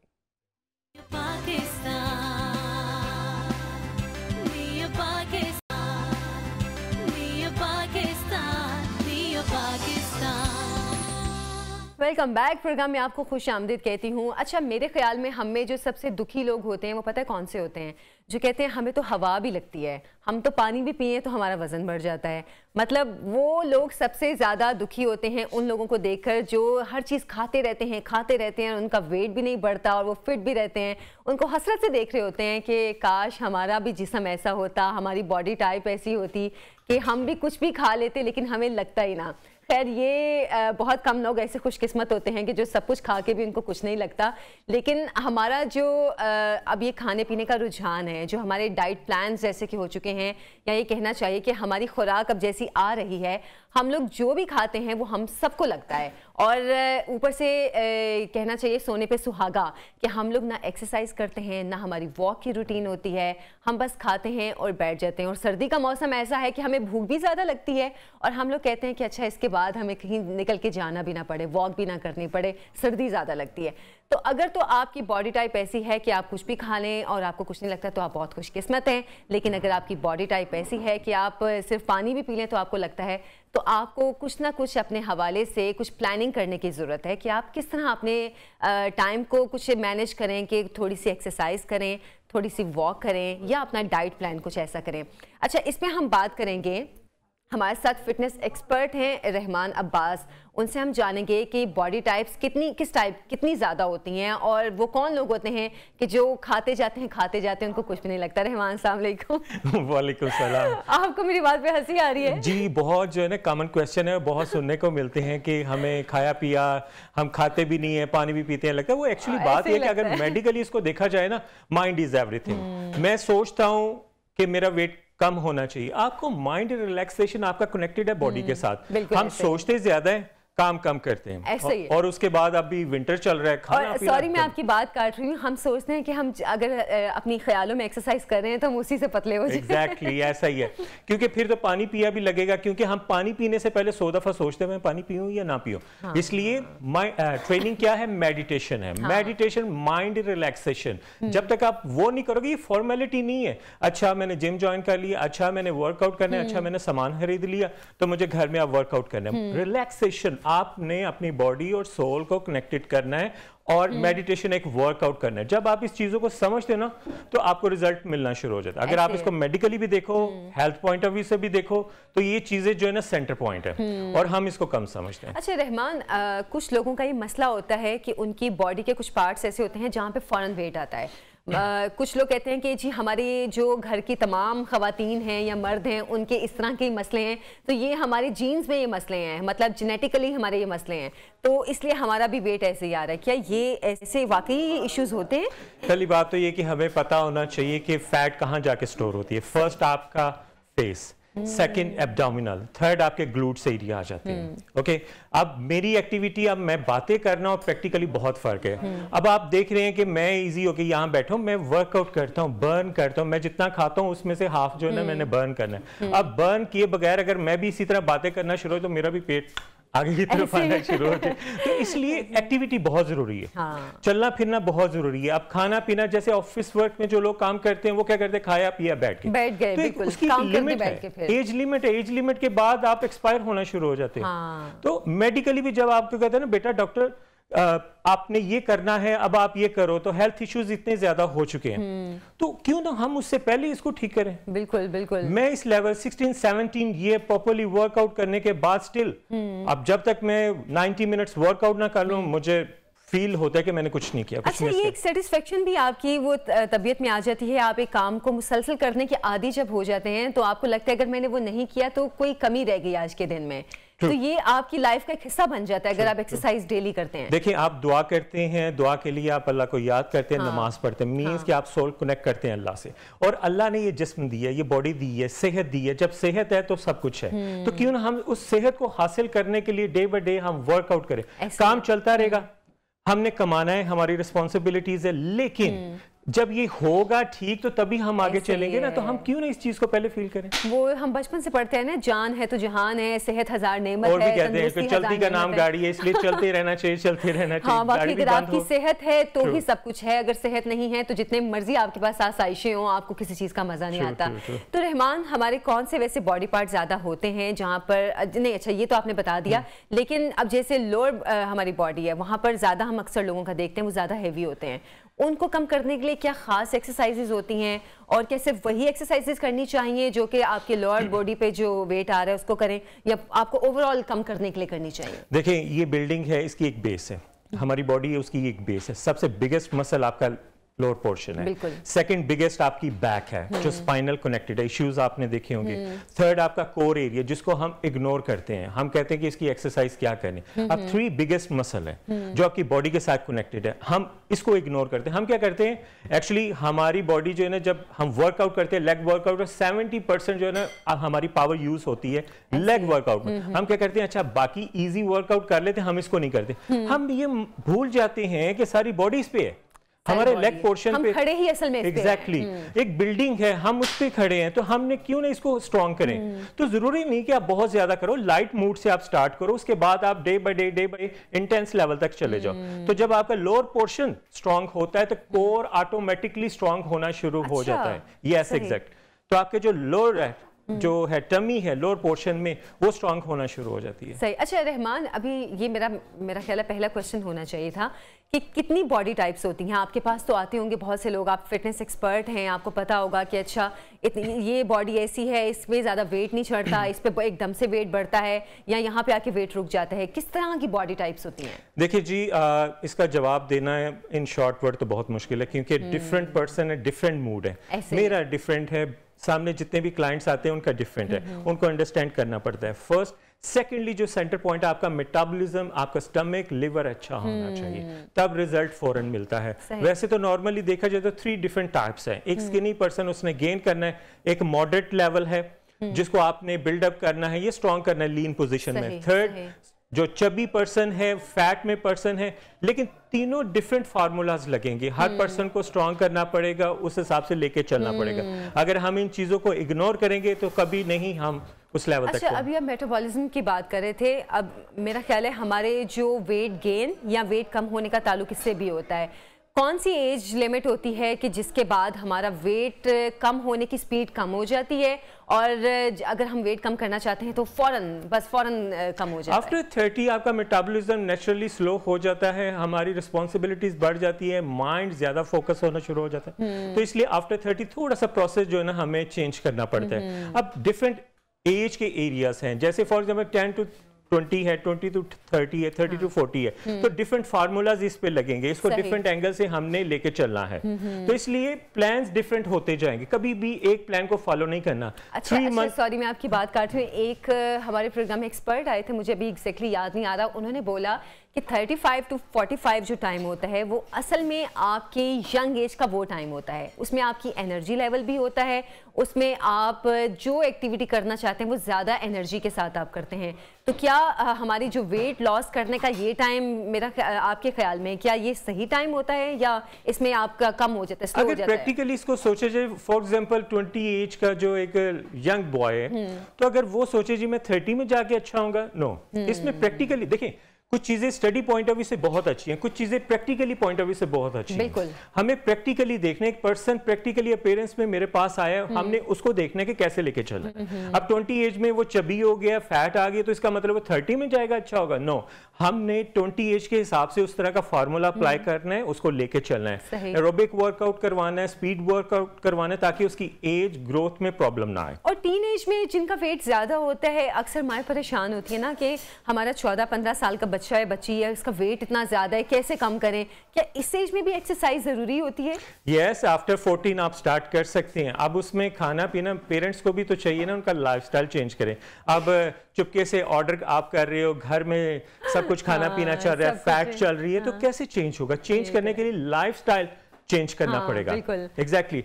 तो उसमें आफ्टर 14 हम वर्कआउट स्टार्ट करें, लेकिन वर्कआउट की डिफरेंट टाइप्स है, एरोबिक, स्पीड वर्कआउट, कार्डियो करे, रनिंग करे, पुशअप्स करे, बॉडी वेट ट्रेनिंग जो है ना स्पेशली चलेगी 20 तक। उसके बाद जो है थोड़ा वेट में जो है ना आप प्लस। अच्छा रहमान, कुछ लोग कहते हैं कि अगर आपने अपना डाइट प्लान बनाना है, अपना वेट कम करना है, तो हर 2 से 3 घंटे बाद कुछ मतलब स्मॉल पोर्शन जो है वो आप खाएं, तो क्या इससे वेट बढ़ता नहीं है? नहीं, उसमें लेस कैलोरीज फूड होता है। जैसे फॉर एग्जांपल मैंने रिप्ड होना है, मैंने वेट लॉस करना है, तो लेस कैलोरीज फूड होंगे और शॉर्ट मील होंगे। फॉर एग्जांपल एक सिंपल एग्जांपल मैं देता हूँ, सैलड बाउल मैं लूंगा, मेरा पेट नहीं भरा, लेकिन आफ्टर 2 आवर फिर मैं एक और मील ले लूंगा, फ्रेश जूस में मैं ले लूंगा, या स्मॉल पीस ऑफ चिकन मैं ले लूंगा। अच्छा, मतलब वो आप जो आपका पोर्शन है या आप खा के रहे हैं, असल में ये चीज मैटर करती है। True. For example normal days में हम क्या करते हैं, 3 मील्स हैवी ले लेते हैं। अब वो 3 मील्स को डिवाइड कर दो शॉर्ट मील में, 2 शॉर्ट्स मील में, तो वो आपके 6 मील्स बन जाएगी। आपको भूख लगती रहेगी, आपका मेटाबॉलिज्म अच्छा वर्क करेगा और ब्लॉटिंग टाइप आपको फीलिंग नहीं होगी। अच्छा रहमान, अगर जैसे कि अब मैं लड़कियों के हवाले से अगर बात करना चाहूँ कि कुछ खवातीन जब उनका बेबी होता है तो उसके बाद उनका वेट, खास तौर पे उनके जो लोअर पोर्शन है उस पर काफ़ी वेट आ जाता है, तो वो चाहती हैं कि अच्छा इधर तो अगर बेबी हो गया है तो हम 1 महीने के अंदर अंदर पतली हो जाएं, लेकिन क्या इस सिचुएशन में वो एक्सरसाइज कर सकती हैं? अच्छा, इसमें 2 सिचुएशंस आ जाती हैं। जैसे फॉर एग्जांपल सी सेक्शन आ जाता है, तो उसमें जब तक मेडिकली आप प्रॉपर्ली उससे फ्री नहीं हो जाती तो तब तक आपने वर्कआउट नहीं करना, जब तक डॉक्टर आपको परमिशन ना दे, क्योंकि बैक स्टिफ होती है, आपकी पेन रहती है। उसके बाद आपको सिर्फ एरोबिक और योगा वर्कआउट करना है ताकि बैलेंसिंग रहे। अब नॉर्मल डेज में आपने क्या करना है, जैसे फॉर एग्जांपल नॉर्मल डिलीवरी है, तो उसके बाद आपने क्या करना है, आपको पता चला अब नॉर्मल रूटीन में मैं आ चुकी हूँ, तो सिंपल सा लाइट मोड में weight training, simple body weight training आपने ऐड करनी और योगा लाजमी करना है। योगा बेसिकली मसल स्ट्रेचिंग है बैलेंसिंग के लिए, आपका बैलेंस बढ़ेगा, ऑटोमेटिकली बॉडी रिस्पॉन्ड करेगी, उसके बाद आप जो है ना ट्रेनिंग की तरफ आना शुरू हो जाओगे। अच्छा रहमान, आप हमारे साथ ही रहिएंगे, हमारे साथ रहेंगे, क्योंकि अभी हमने ब्रेक लेनी है। ब्रेक से वापस आके हम कुछ कॉल्स भी लेंगे। रहमान से आप कोई सवाल पूछना चाहते हैं वो भी आप पूछ सकते हैं। अभी एक छोटी सी ब्रेक से हम वापस आएंगे, हमारे साथ रहिए।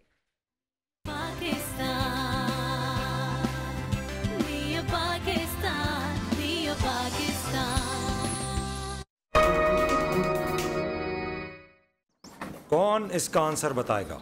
सर, A² प्लस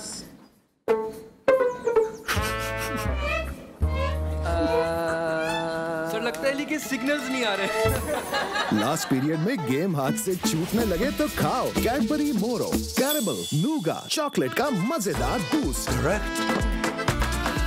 भाई की गेम उड़ गई है। मोरो खाओ और रीसेट हो जाओ। पेश है नया max scrub smart fibre technology के साथ। ये चिकनाई से लड़ता है, देर तक चलता है। पार्टनर हो तो ऐसा मैक्स स्क्रब जैसा। नया मैक्स स्क्रब बर्तनों का बेस्ट पार्टनर। पार्टी पे नो वैरायटी तो ट्रबल है। इसमें क्या ट्रबल है? फूड पैंडा में सबका हाल है। हजारों रेस्टोरेंट्स और होम शेफ से ऑर्डर करो और फ्रेंड्स एंड फैमिली के साथ सेलिब्रेट करो। फूड पैंडा करो। तेरे इश्क में डीप सी डाइविंग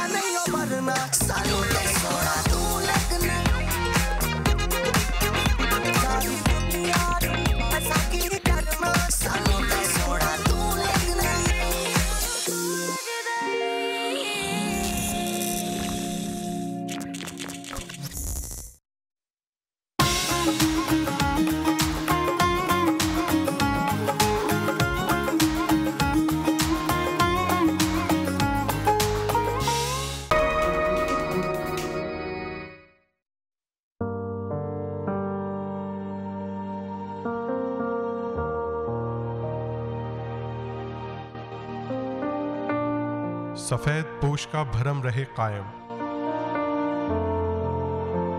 सफेद पोश दस्तरखान की टेक अवे सर्विस, पाकिस्तान की वाहिद एनजीओ जिसका कोई दफ्तरी खर्च नहीं। सफेद पोश के दस्तो बाजू बने। अतियात हबीब मेट्रोपॉलिटन बैंक की किसी भी ब्रांच में जमा कराए जा सकते हैं। सफेद पोश। वसाइल और कुंबे के अफराद में तवाज़ुन, खुशहाल खानदान और तरक्की याफ्ता पाकिस्तान की जमानत है।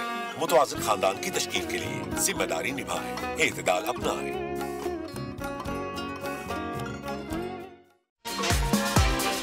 कल भी वैसे जिंदा था, आज भी वैसे जिंदा है।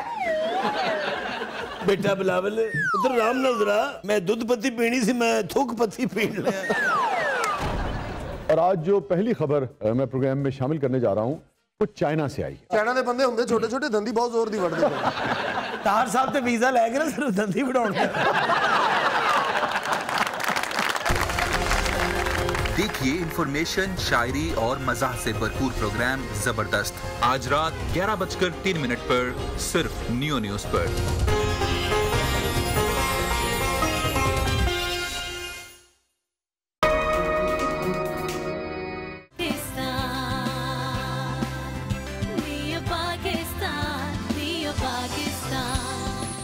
Welcome back. प्रोग्राम में आपको खुश आमदीद कहती हूँ। और ब्रेक से पहले जैसे कि हमने डाइट के हवाले से, बॉडी टाइप्स के हवाले से बात की है कि कहाँ कहाँ वेट रुक जाता है और कौन सी बॉडी टाइप्स ऐसी होती हैं जिन पे वेट आता है और जाने का नाम नहीं लेता। तो अब कुछ एक्सरसाइजेस के हवाले से भी हम आपको बताएंगे कि कहाँ आपके बॉडी पे वेट ज़्यादा होता है और किस एक्सरसाइज से आप उसको दूर कर सकते हैं, वो भी साथ साथ रहमान हमें करके बताएंगे। लेकिन अगर आप रहमान से अपने हवाले से सवाल पूछना चाहते हैं कि आप अपना वेट कैसे लूज़ करें और आपको जिम जाना चाहिए या डाइट प्लान क्या करना चाहिए, तो आप हमें कॉल भी कर सकते हैं। नंबर आप हमें स्क्रीन पर देख रहे हैं।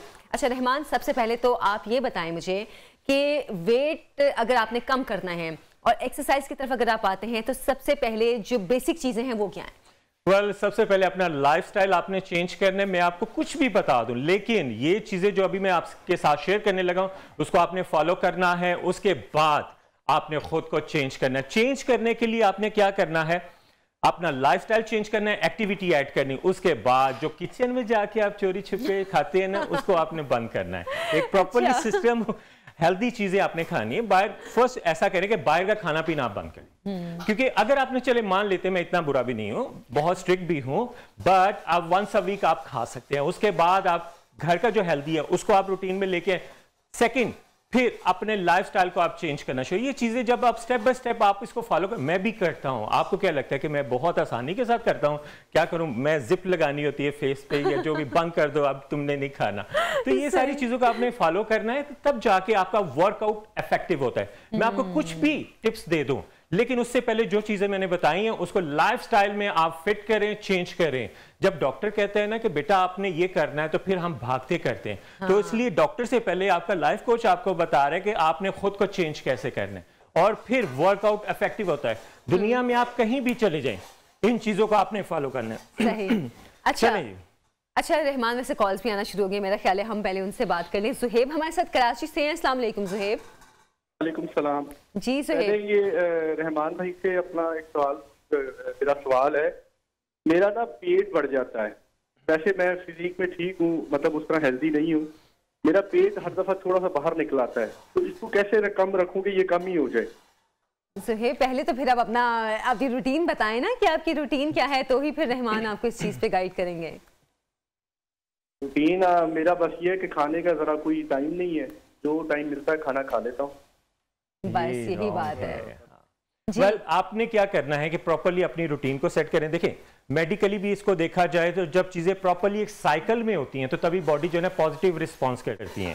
फर्स्ट आपने ये देखना है कि आपका स्टमक और लिवर प्रॉपर वर्क कर रहे हैं, क्योंकि आपको ब्लॉटिंग हो रही है। ब्लॉटिंग की वजह से आपको स्वेल और वाइड फेस आपको फील हो रहे हैं। तो इसलिए आप ये देखिए कि स्टमक और लिवर प्रॉपर वर्क कर रहा है, और आपको खाना देखें, खाना आप प्रॉपर टाइम पे नहीं खा रहे तो मींस कि आपका मेटाबॉलिज्म प्रॉपर वर्क नहीं कर रहा। आप मेडिकली भी आप इसको देखें तो मेटाबॉलिज्म आपका सेंटर पॉइंट है, आपको हाजमा आपका अच्छा होना चाहिए, तो तब चीजें जाके जो है ना इफेक्टिव होती हैं। तो इन चीजों को आप पहले जाके चेंज करें, उसके बाद आप ये देखिए कि ब्लॉटिंग तो नहीं हो रही, ब्लॉटिंग की सोल्यूशन के लिए सौंफ का पानी आप पिए। उसके बाद थोड़ी सी एक्टिविटी आप रखें ताकि आपको स्वेटिंग हो और बॉडी वार्म रहे, ब्लड सर्कुलेशन आपका तेज चले। अच्छा, सौंफ का पानी या सौंफ भी खाई जा सकती है? एग्जैक्टली, आप इसका कहवा भी पी सकते हैं बना के, जिस तरह आप लगते हैं। बात यह है कि मेटाबॉलिज्म आपका अच्छा होना चाहिए, चाहे मैं हूं चाहे आप हैं। मेटाबॉलिज्म आपका अच्छा होगा तभी चीजें जो है ना इफेक्टिव होंगी, उससे पहले कुछ नहीं होगा। और रहमान, पेट के लिए कोई एक्सरसाइज भी अगर आप हमें बताएं, क्योंकि हमारा पाकिस्तानियों का जो 90% का मसला वो पेट का है। well, यही तो सबसे बड़ा मसला है, चाहे आप कहीं भी चले जाएं। तो इसके लिए हमें थोड़ी सी हरकत करनी पड़ेगी, क्योंकि हरकत में बरकत है। तो इसलिए हरकत करने के लिए जो इफेक्टिव वे है वो मैं आपको बताता हूँ। सिंपल, आपने वर्कआउट स्टाइल अपना रूटीन में लेके आना है। अब क्वेश्चन ये है कि मेरे पास सामान नहीं है तो मैं क्या करूं, छोड़ दो, ट्रेनिंग नहीं करनी। तो क्यों ना हम इस चीज को आज खत्म करें simple easy body weight training के साथ। जितना भी आपका बॉडी वेट है 60, 70, 80 है, तो हमने उसको वेट को हमने यूज करना है। सिंपल वर्कआउट है, कहीं भी आप कर सकते हैं, लेकिन जस्ट 10 मिनट्स अपनी लाइफ के लिए निकाले, बहुत अच्छा है। मान जाए मेरी बात, प्लीज आप मान जाए। तो चले, फर्स्ट वर्कआउट में स्टार्ट करता हूं सिंपल स्ट्रेट स्टैंडिंग पोजीशन, लेकिन जो रूल्स मैं बताऊंगा उसको फॉलो करना है। कोर एरिया आपका टाइट है, आर्म्स आपके स्टिफ हैं। अगर आपको इसमें वेट चाहिए तो 1/2 लीटर बॉटल आप ऐड कर सकते हो, नहीं तो लीटर की बॉटल। सिंपल, अभी मैं कुछ भी नहीं कर रहा, स्ट्रेट, लेकिन बाजू आपके स्ट्रेट रहने चाहिए। देन मूव स्लो मोशन में right to left, right to left. अगर मैं कोर इसको लूज कर दूंगा तो इफेक्ट इस पे नहीं आएगा, सिर्फ चेस्ट लेवल पे आएगा। कोर आपने टाइट करना है, आर्म्स आपके स्टिफ है, जैसे आप किसी चीज को आप यूं राइट एंड लेफ्ट फेंक रहे। ये स्लो मोशन में 15 रैप्स आपने ईच साइड करने हैं, राइट टू लेफ्ट। और शॉर्ट ब्रीदिंग आपने करनी है, ये नहीं कि लॉन्ग ब्रीदिंग आपने करनी, क्योंकि इसके बाद आपके मसल रिलैक्स होना शुरू हो जाए। शॉर्ट ब्रीदिंग करनी है चेस्ट लेवल तक, और फिर आपका कोर एरिया टाइट होगा। और आपका कंसंट्रेशन होना चाहिए किस मसल पे, क्योंकि ये सबसे बड़ा इशू है, हमारा ध्यान कहीं और होता है और ट्रेनिंग हम कोई और कर रहे हैं। तो फिर हम कहते हैं कि इतना वर्कआउट कर लिया, असर क्यों नहीं हुआ? ये बात आप तो सही स्ट्रेट कोर टाइट। कोर को आपने, कोई भी ट्रेनिंग है, कंसंट्रेशन आपकी होनी चाहिए। माइंड कंसंट्रेशन नहीं होगा तो इफेक्टिव नहीं होगा। ये तो बहुत इजी एक्सरसाइज आप बता रहे हैं। यस, आप इतना इजी आपको लग रहा है तो वाटर बॉटल हम वेट ऐड कर देते हैं, फुटबॉल भी पकड़ सकते हैं, कोई वेट बॉल भी पकड़ सकते हैं। देन हम right and left move, 15 reps each side आपने करने हैं, 3 सेट्स आपने करने हैं 5 to 10 सेकंड ब्रेक के साथ। अच्छा, हमारे साथ नेक्स्ट कॉलर भी हैं, साजिद साहब हैं कराची से। अस्सलाम वालेकुम। वालेकुम सलाम जी साजिद, क्या पूछना चाहेंगे? जी सर। साजिद, मैं आपसे ये, रहमान भाई, मेरा 18 साल उम्र है, क्या मैं जिम में जा सकता हूँ? एज क्या बोली? दोबारा से बोले। 18 साल एज है मेरा? 18 साल एज, मैं जिम में जा सकता हूँ? जी आप जा सकते हैं। विटामिन का, कैल्शियम, विटामिन सी का और कैल्शियम का इस्तेमाल आपने इंट्रा वर्कआउट, ड्यूरिंग वर्कआउट आपने रखना है, इम्यूनिटी के लिए अच्छा है। और आपने हेल्दी फूड खाने हैं। ट्रेनिंग आपने वर्कआउट के लिए जाना है तो एग्स या ओट आप खा सकते हैं। और आप 14 से स्टार्ट कर सकते हैं। अभी आप आई थिंक 18 पे हैं, 4 साल गुजर चुके हैं। खुद को फिट रखने के लिए बहुत अच्छी एज है। अच्छा, एक हमें कॉलर उन्होंने थोड़ी देर पहले कॉल की है, उन्होंने सवाल भी पूछ लिया है, वो मैं आपको बता देती हूँ। वो कहती हैं, नाजिया ने ओकाड़ा से हमें कॉल की है, वो कह रही हैं कि मेरा पेट बहुत ज़्यादा है, वो कम नहीं होता। और अभी हम वही पेट वाली बात ही कर रहे थे कि हम पाकिस्तानियों का 90% का जो पेट का मसला है वो जब इस हवाले से रहमान अगर बता दें आप हमें कि अगर ख़वातीन में क्या डिफरेंट जो एक्सरसाइजेज हैं वो अप्लाई होती हैं और जो मेल हैं उनमें डिफरेंट होती हैं या सेम कर सकते हैं? वेल, ऑन स्क्रीन तो सिंपल वर्कआउट है। कोई भी हाउसवाइफ या घर में जो जिम नहीं जा सकते तो वो ये वर्कआउट कर सकते हैं। फर्स्ट हमने देखना है कि हमें कोई हेल्थ इशू तो नहीं है, हमने पहले उस हेल्थ इशू को सॉल्व करना। कोई हार्मोनल इशू तो नहीं है, मेटाबॉलिज्म का प्रॉब्लम तो नहीं है, क्योंकि अगर आपको मैं कुछ भी बता दूं तो वो इफेक्टिव नहीं होगा। पहले अपनी बॉडी को अंडरस्टैंड आपने करना है कि इशू क्या है, उसको सॉल्व करना है। अच्छा, और रहमान एक चीज़ और भी है, हमारी जो मेजॉरिटी ख़वातीन हैं वो घरेलू हैं, वो जिम नहीं जा सकती हैं। वो चाहती हैं कि हम घर में ही ऐसा कुछ कर लें कि हमें मुश्किल ना हो। अगर कोई मशीन नहीं है, कुछ ऐसा नहीं है, तो कोई ऐसी एक्सरसाइज बता दें। एक तो आपने ये बता दी बॉटल वाली, कोई और पेट की एक्सरसाइज ऐसी है जिससे आपका वो फौरन कंट्रोल में आ जाए? वेल, ये सारे प्रोग्राम का मकसद भी तो यही है ना कि हम आवाज वहां तक पहुंचाए जहां तक लोगों को सेंस नहीं है और वो जिम नहीं जा सकते, होम वर्कआउट कर सके। चलें जी, सेकंड वर्कआउट, इसमें सिंपल क्या करना है, हम वेट ले सकते हैं। फिर वही मैं बात करूं, 1/2 लीटर बॉटल को आप फुली फिल करके टाइट कर लें।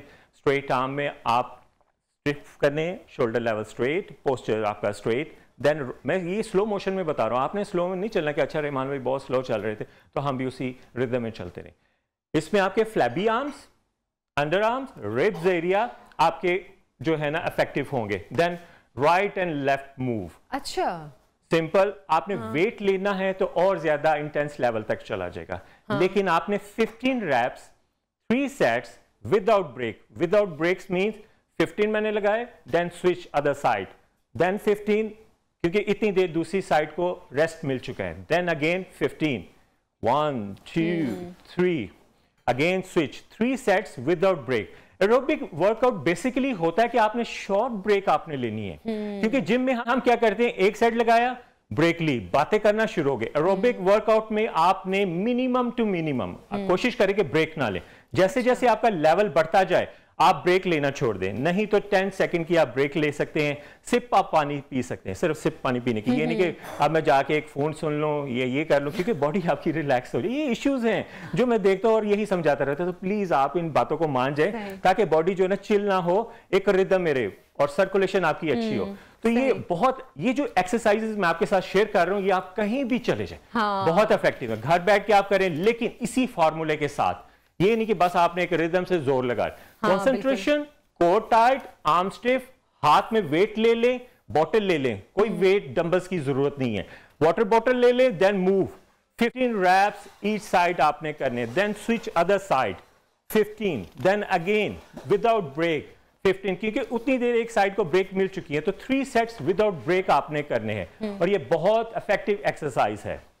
इसके बाद अच्छा रहमान, इस पे मैं आपसे बात करूंगी। एक स्टोरी है, बहुत ज़रूरी है, हमने उसकी तरफ भी जाना है। पहले मैं उसकी तरफ चली जाऊं, फिर मैं आपसे भी बात करती हूं। अच्छा जनाब, बड़ी एक अहम स्टोरी जो कि कल हम खबरों में भी सुन रहे थे कि IPOR ने नई सर्वे रिपोर्ट जारी की थी, जिसके मुताबिक वजीर आला पंजाब उस्मान बुज़दार ने 3 साल कारकर्दगी में तमाम वज़राए आला को पीछे छोड़ दिया है। मतलब उनको फर्स्ट पोजीशन मिली है वजीर आला पंजाब उस्मान बुज़दार को तमाम वज़राए आला की कारकर्दगी के हवाले से। अच्छा, इस हवाले से IPOR की रिपोर्ट के मुताबिक पंजाब के 45% राय दहिंदगान ने कारकर्दगी के लिहाज से सरदार उस्मान बुज़दार को बेहतरीन वजीर आला करार दिया है और फहरिस्त में खैबर पख्तूनख्वा के वजीर आला महमूद खान दूसरे, सिंध के वजीर आला मुराद अली शाह तीसरे और बलोचिस्तान के वजीर आला मीर अब्दुल कदूस बज़िन जो चौथे नंबर पर हैं। यानी कि अब वज़राए आला के हवाले से भी जो एक रिपोर्ट सामने आई है, उसमें पंजाब के वज़ीर आला उस्मान बुज़दार अपनी कारकर्दगी में टॉप पोजीशन पर हैं। आज मुझे लग रहा है हमारे प्रोग्राम में ना टॉपर्स का बहुत ज़्यादा ट्रेंड है, क्योंकि हम पहले बात कर रहे थे बीमारी में, जो कोरोना में भी मामला चल रहे हैं उसमें लाहौर भी टॉपर है, कराची भी टॉपर है और इस्लामाबाद भी टॉपर है, फैसलाबाद भी टॉपर है। खैर उसके बाद एक और भी टॉपर के हवाले से बात हुई थी, लेकिन अभी जो कारकर्दगी के हवाले से बात हो रही है उसमें वज़ीर आला पंजाब उस्मान बुज़दार के हवाले से उनको टॉप पोजीशन मिली है। हालांकि जो तनकीद करने वाले हैं वो तनकीद करते रहते हैं, वो कहते हैं नहीं जी ये गवर्नमेंट तो ऐसी है, पिछली गवर्नमेंट में ऐसा होता था, अब गवर्नमेंट में वैसा नहीं होता। लेकिन जो अभी सर्वे रिपोर्ट सामने आई है, उन्होंने वज़ीर आला पंजाब उस्मान बुज़दार को कारकर्दगी के लिहाज से सबसे बेहतरीन वज़ीर आला करार दिया है और जो खैबर पख्तूनख्वा के वज़ीर आला महमूद खान हैं वो इस सर्वे रिपोर्ट में दूसरे नंबर पर हैं। कराची के वज़ीर आला जो हैं वो तीसरे नंबर पर, सिंध के वज़ीर आला वो तीसरे नंबर पर हैं और बलोचिस्तान के वज़ीर आला इस सर्वे रिपोर्ट में चौथे नंबर पर हैं। हम कोशिश कर रहे हैं कि पंजाब हुकूमत के तर्जुमान जो हसन खावर साहब हैं उनसे हम रब्ता करें और इस हवाले से हम उनसे भी बात करें और जैसे ही हमारा उनसे रब्ता होगा हम उनसे भी जानेंगे कि अच्छा ये सर्वे रिपोर्ट जो सामने आई है उसमें किन किन मतलब जो जगहों को कवर किया गया है, किन किन लोगों से इस हवाले से पूछा गया है या कौन से ऐसे डिपार्टमेंट्स हैं जिनको कवर करके ये सर्वे रिपोर्ट तैयार की गई है। लेकिन जनाब अभी जो लोग तनकीद कर रहे थे कि पंजाब हुकूमत की कारकर्दगी अच्छी नहीं है, शायद इस सर्वे रिपोर्ट के बाद वो चुप हो जाएं और शायद वो मुतमईन भी हो जाएं। लेकिन चलें हम कोशिश कर रहे हैं कि हसन खावर साहब से हम रब्ता करें किसी तरह, क्योंकि उनका आज प्लान था हमारे प्रोग्राम में बात करने का, लेकिन जैसे उनसे रब्ता होगा हम उनकी तरफ जाएंगे और इस सर्वे रिपोर्ट के हवाले से भी हम बात करेंगे। तो अभी हम रहमान की तरफ ही चलते हैं। रहमान, अच्छा एक सवाल जो मैं आपसे पूछना चाह रही थी, एक्सरसाइज के बाद स्ट्रेचेस कितने ज़रूरी होते हैं? क्योंकि एक मरतबा मैंने जिम किया और मैंने शायद स्ट्रेचेस नहीं किए और मेरी पूरी बॉडी ऐसे हो गई कि मैं ऐसे चल रही थी और मैं गाड़ी भी ड्राइव करती थी तो ऐसे ऐसे करती थी मैं, मतलब मैं वाकई रोबोट बन गई थी। तो ये स्ट्रेचेस क्या बहुत ज़्यादा ज़रूरी होते हैं? स्ट्रेचिंग बेसिकली मसल रिलैक्सेशन है, योगा एक्सरसाइज है। आपने ट्रेनिंग से पहले मसल स्ट्रेच करने ताकि एक रिदम बने, और ट्रेनिंग के बाद जस्ट 5 मिनट्स अब कुछ इफेक्टिव स्ट्रेचिंग एक्सरसाइज मैं बता देता हूँ जिसमें फुल बॉडी हो, क्योंकि अब बात चलिए तो एक्सरसाइज बताना भी बनता है। इसमें सिंपल ये कि फिंगर क्रॉस। सॉरी रहमान, आपसे मैं जरूर इस तरफ आऊंगी। हसान खावर साहब हमारे साथ मौजूद हैं, उनसे हम बात करना चाहेंगे। अस्सलाम वालेकुम हसान खावर साहब। जी वालेकुम सलाम सर, बहुत शुक्रिया आपके वक्त का। और जो सर्वे रिपोर्ट अब सामने आई है उस हवाले से आपसे बात करना चाह रही थी मैं कि वजीर आला पंजाब उस्मान बुज़दार टॉप पोजीशन पर हैं जो अच्छी कारकर्दगी के लिहाज से। अच्छा, वजीर आज़म ने जब उनको वसीम अकरम प्लस कहा था तो बहुत से लोगों ने तनकीद भी की थी, लेकिन जब ये रिपोर्ट आई है कि आपको लगता है कि वो वसीम अकरम प्लस से भी प्लस साबित हो गए हैं? देखिए, ये तो हमारा पहले दिन से मौक़िफ़ है। तो मसला ये है कि लोग जो है ना वो जरा नमूदो नुमाइश और दिखावे पे ज्यादा बिलीव करते हैं। वज़ीर आला उस्मान बुज़दार का जो लीडरशिप स्टाइल है वो फर्क है, और वो ये है कि वो खामोशी से काम करते हैं, लेकिन जो डेवलपमेंट है वो तो लोगों को नजर आती है। और देखिए, ये कोई ऐसी डेवलपमेंट नहीं है जो लोगों को ना पता हो। मसलन आप मुझे बताएं कि 360 अरब का तरक्याती पैकेज जो जिलों के लिए है, डिस्ट्रिक्ट डेवलपमेंट पैकेज, ये पहले कभी पंजाब की हिस्ट्री में नहीं हुआ। इस वक्त जो हमारा एनुअल डेवलपमेंट प्रोग्राम है वो रिकॉर्ड सदा के ऊपर है 650 अरब के। अच्छा, इसके जो इफेक्ट्स हैं वो साउथ पंजाब में भी गए हैं, बाकी जगह पे भी गए हैं, तो वो लोगों को नजर आया है और लोगों ने इसलिए अपनी राय का इजहार उस सर्वे में किया है। तो बिल्कुल वसीम अकरम प्लस हैं भी, और इंशाल्लाह मैं समझता हूँ कि आगे मजीद ये परफॉर्मेंस बेहतर हो। अच्छा हसन साहब, जो सेहत के हवाले से जो इकदाम किए गए हैं वज़ीर आला की जानिब से, कुछ हॉस्पिटल्स के बनाने के हवाले से भी बातें हो रही थी, और अभी जो सेहत कार्ड आ रहा है वो भी ज़ाहिर है पंजाब में भी अब शुरू कर दिया गया है। अब इस सिलसिले में सेहत के जो मजीद मंसूबे शुरू किए गए हैं पंजाब हुकूमत की जानिब से, उनके हवाले से हमें प्लीज़ आगाह कीजिएगा। जी देखिए, दो बड़ी चीज़ें। सबसे बड़ा जो मंसूबा इस सिलसिले में हुकूमत पंजाब का है वो नया पाकिस्तान सेहत कार्ड है, और इसके ऊपर हुकूमत पंजाब 3 साल के अंदर 400 अरब रुपए की खफी रकम जो है वो खर्च कर रही है। और इससे फायदा आयशा ये है कि तमाम लोग अपना इलाज जो है, चाहे वो चाहें तो सरकारी अस्पताल से कराएं, चाहे प्राइवेट अस्पताल से कराएं। अब आपको पता है कि हमारे मुल्क के अंदर और हमारे सूबे के अंदर सरकारी अस्पताल में आप जितने भी पैसे लगाएं वहाँ पे इतना लोड पड़ता था कि वो बैठ जाते थे। ऐसे ही है। अब वो जो हमारे लोग हैं वो चाह के जिस मर्जी प्राइवेट सेक्टर अस्पताल से अपना इलाज करा सकते हैं अगर वो इम्पैनल्ड है, और वही सहूलियात हासिल कर सकते हैं जो अमीर लोग पहले हासिल करते थे। तो ये मैं समझता हूँ कि एक इनकलाबी कदम है, और इससे ना सिर्फ लोगों को जो सेहत की सहूलत है वो बहुत बेहतर होगी, बल्कि इस शोबे के अंदर बहुत ज्यादा इन्वेस्टमेंट भी आई। लेकिन इसके अलावा जो हमारे सरकारी अस्पताल हैं उसके अंदर भी वज़ीर आला का ये मंसूबा है कि हमने बहुत इन्वेस्ट करना है, और सिर्फ लाहौर शहर के अंदर हम 3 नए इमरजेंसी और ट्रॉमा सेंटर्स बनाने जा रहे हैं। अच्छा। 300 बेड के। उसके अलावा नए मदर एंड चाइल्ड हॉस्पिटल्स बनाए जा रहे हैं। गंगाराम के कंपाउंड के अंदर एक बहुत बड़ी बिल्डिंग जो है वो बन चुकी है, और कुछ मान उसका इफ्तिताह होने वाला है। और ये पब्लिक सेक्टर के अंदर वो कॉम्प्लिकेटेड प्रोसीजर्स भी लेके आए हैं जो आज से पहले सिर्फ प्राइवेट सेक्टर में मुयस्सर थे। तो कई 9 के करीब नए अस्पताल बन रहे हैं, इमरजेंसी एंड ट्रॉमा सेंटर्स बन रहे हैं। तो बेशुमार ऐसी चीजें सेहत के शोबे में जो आज से पहले नहीं हुई, और लोग उससे फायदा भी उठा रहे हैं, और लोग मैं समझता हूँ कि इससे बहुत खुश भी हैं। अच्छा, तरक्याती मंसूबों के हवाले से भी जो सर्वे रिपोर्ट में वज़ीर आला पंजाब सर फहरिस्त रहे हैं, तो क्या पंजाब में जो तरक्याती मंसूबे अब गवर्नमेंट ने शुरू किए थे, पंजाब हुकूमत ने, वो मुकम्मल हो चुके हैं या अभी वो तकमील के मराहिल में हैं? कोई नए प्रोजेक्ट्स भी शुरू किए गए हैं? देखिए, बिल्कुल ऐसे प्रोजेक्ट भी हैं जो शुरू किए जा रहे हैं, ऐसे भी हैं जो मुकम्मल हो चुके हैं, और ऐसे भी हैं जो इस वक्त मुकम्मल हो रहे हैं। और ये हर वक्त होता है, जाहिर है कि एक पूरी पाइपलाइन होती है प्रोजेक्ट्स की। लेकिन हमारी कोशिश ये है कि ज़्यादा से ज़्यादा हमारे जो प्रोजेक्ट्स हैं वो ऐसे हों जो हम अपने दौरे हुकूमत में मुकम्मल कर। अच्छा, एक बड़ा इंटरेस्टिंग मैं आपको प्रोजेक्ट बताऊं लाहौर के हवाले से, कि लाहौर में बारिश में हमेशा पानी खड़ा होता था, और वज़ीर आला पंजाब ने ये फैसला किया कि लाहौर में underground storm water storage tanks बनाए जाएं। उसमें से एक टैंक मुकम्मल हो चुका है, 2 टैंक जो है वो मुकम्मल होने वाले हैं, और मजीद जो है वो पाइपलाइन के अंदर है।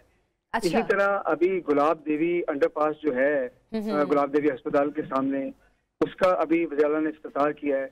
जो शाहकाम चौक पे और जी, ये जो हमारा दाता गंजबख्श फ्लाईओवर्स हैं वो भी बड़ी तेजी से बन रहे हैं, कुछ मामून उनका हिस्सा होगा। मतलब जो तरक्याती मंसूबे शुरू किए पंजाब गवर्नमेंट ने वो अभी तकमील के मराहिल में है। हसन साहब, एक बड़ा अहम सवाल जो कि मैं इसी सर्वे रिपोर्ट के हवाले से ही, जो कि इंस्टीट्यूट ऑफ पब्लिक ओपिनियन की जानिब से एक ये सर्वे रिपोर्ट एक और भी सामने आई है कि जो वज़ीर आज़म इमरान खान साहब हैं उनको 30% लोगों ने पसंद किया है, जबकि नवाज शरीफ जो हैं उनको 33% लोगों ने पसंद किया। इस पर आप क्या कहेंगे?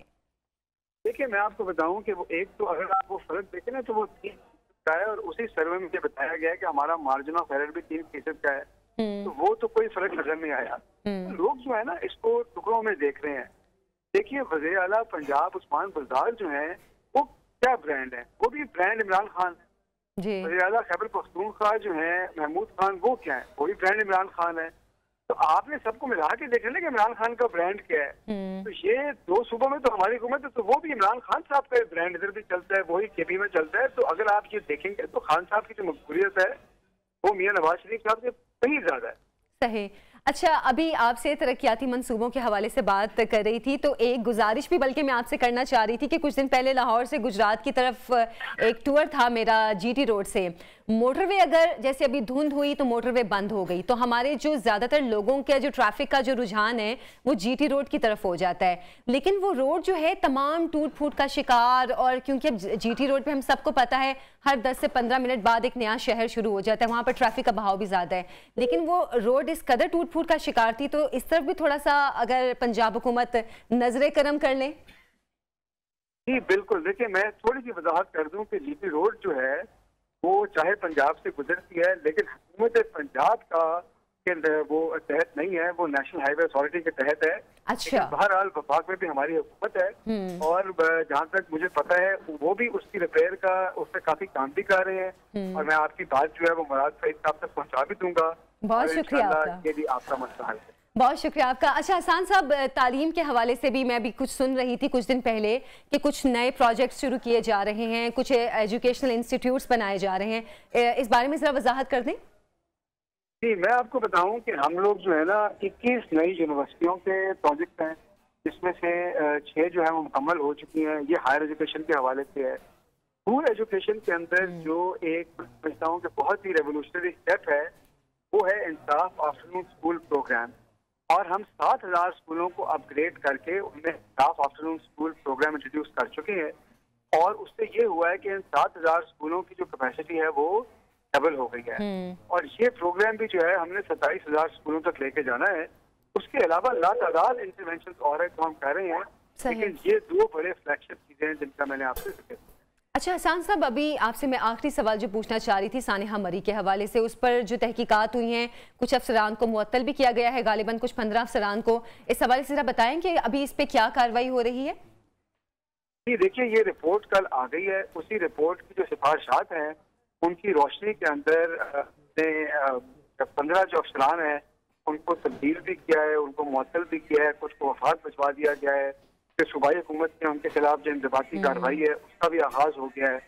तो ये कुछ इक़दाम जो है वो फौरन ले लिए गए हैं। उसके अलावा उसके अंदर कुछ मीडियम टर्म रिकमेंडेशन हैं, जिस तरह के मरी की automated entry and control system है, मरी की मास्टर प्लानिंग के हवाले से कुछ सिफारिशात हैं, तो उनके ऊपर भी काम हो रहा है। तो हसन साहब, मरी की जो होटल इंतजामिया है उसके हवाले से क्या इकदाम किए जाएंगे? क्या कोई रेट लिस्ट मुकर्रर की जाएगी कि अगर इस तरह का होटल है, किसी अच्छे लेवल का होटल है, तो उसकी रेट लिस्ट ये होगी, फिक्स होंगे प्राइस? देखिए, प्राइस फिक्स नहीं होगी, लेकिन प्राइस रेगुलेट होगी, और वो होटल जिन्होंने ओवर चार्जिंग की थी उनके खिलाफ पहले ही कार्रवाई शुरू हो चुकी हुई है, और कई होटलों को सील किया गया है, उनको जुर्माने किए गए हैं। लेकिन ये है कि हम इसको रेगुलेट करेंगे और अपना जो रेगुलेटरी फ्रेमवर्क है उसको भी स्ट्रेंथन कर रहे हैं, लेकिन प्राइस फिक्स नहीं करेंगे। रेट ये नहीं होगा कि एक कोई सिंगल रेट हम। सही, चलें ठीक है। हसन खावर साहब, बहुत बहुत शुक्रिया आपके वक्त का, आपकी गुफ्तगू का, और हम उम्मीद करते हैं कि वज़ीर आला पंजाब उस्मान बुज़दार जो कि सर्वे लिस्ट में पहले नंबर पर आए हैं कारकर्दगी के लिहाज से, बेहतरीन कारकर्दगी के लिहाज से, तो मज़ीद भी जितना उनका दौरे हुकूमत है उसमें पंजाब के लिए मज़ीद अच्छे काम करें, मज़ीद अच्छे तरक्याती मनसूबे शुरू करें। आपका बहुत बहुत शुक्रिया। और रहमान, इधर आप हमारे साथ हैं, आपका भी बहुत शुक्रिया मैं करना चाहूँगी। माजरत, आपको इतनी देर इंतज़ार करवाना पड़ गया मुझे, क्योंकि ये ज़रूरी था लेना, तो आपका भी बहुत बहुत शुक्रिया हमारे प्रोग्राम में तशरीफ आए। जी जी थैंक यू सो मच, क्योंकि ये चीज ऐसी है कि वो सारी सिस्टम के साथ चल रही है, लेकिन वर्कआउट इसी तरह आपने फॉलो करना है और मुझे फीडबैक भी देना है। बिल्कुल, फीडबैक भी देना है। और रहमान को जिन लोगों ने कॉल की उनकी हम कॉल्स भी अटेंड नहीं कर सके, उनसे भी हम माजरत चाहेंगे। लेकिन अब एक छोटी सी ब्रेक से हम वापस आएंगे, किचन की तरफ जाएंगे, आप हमारे साथ रहिए।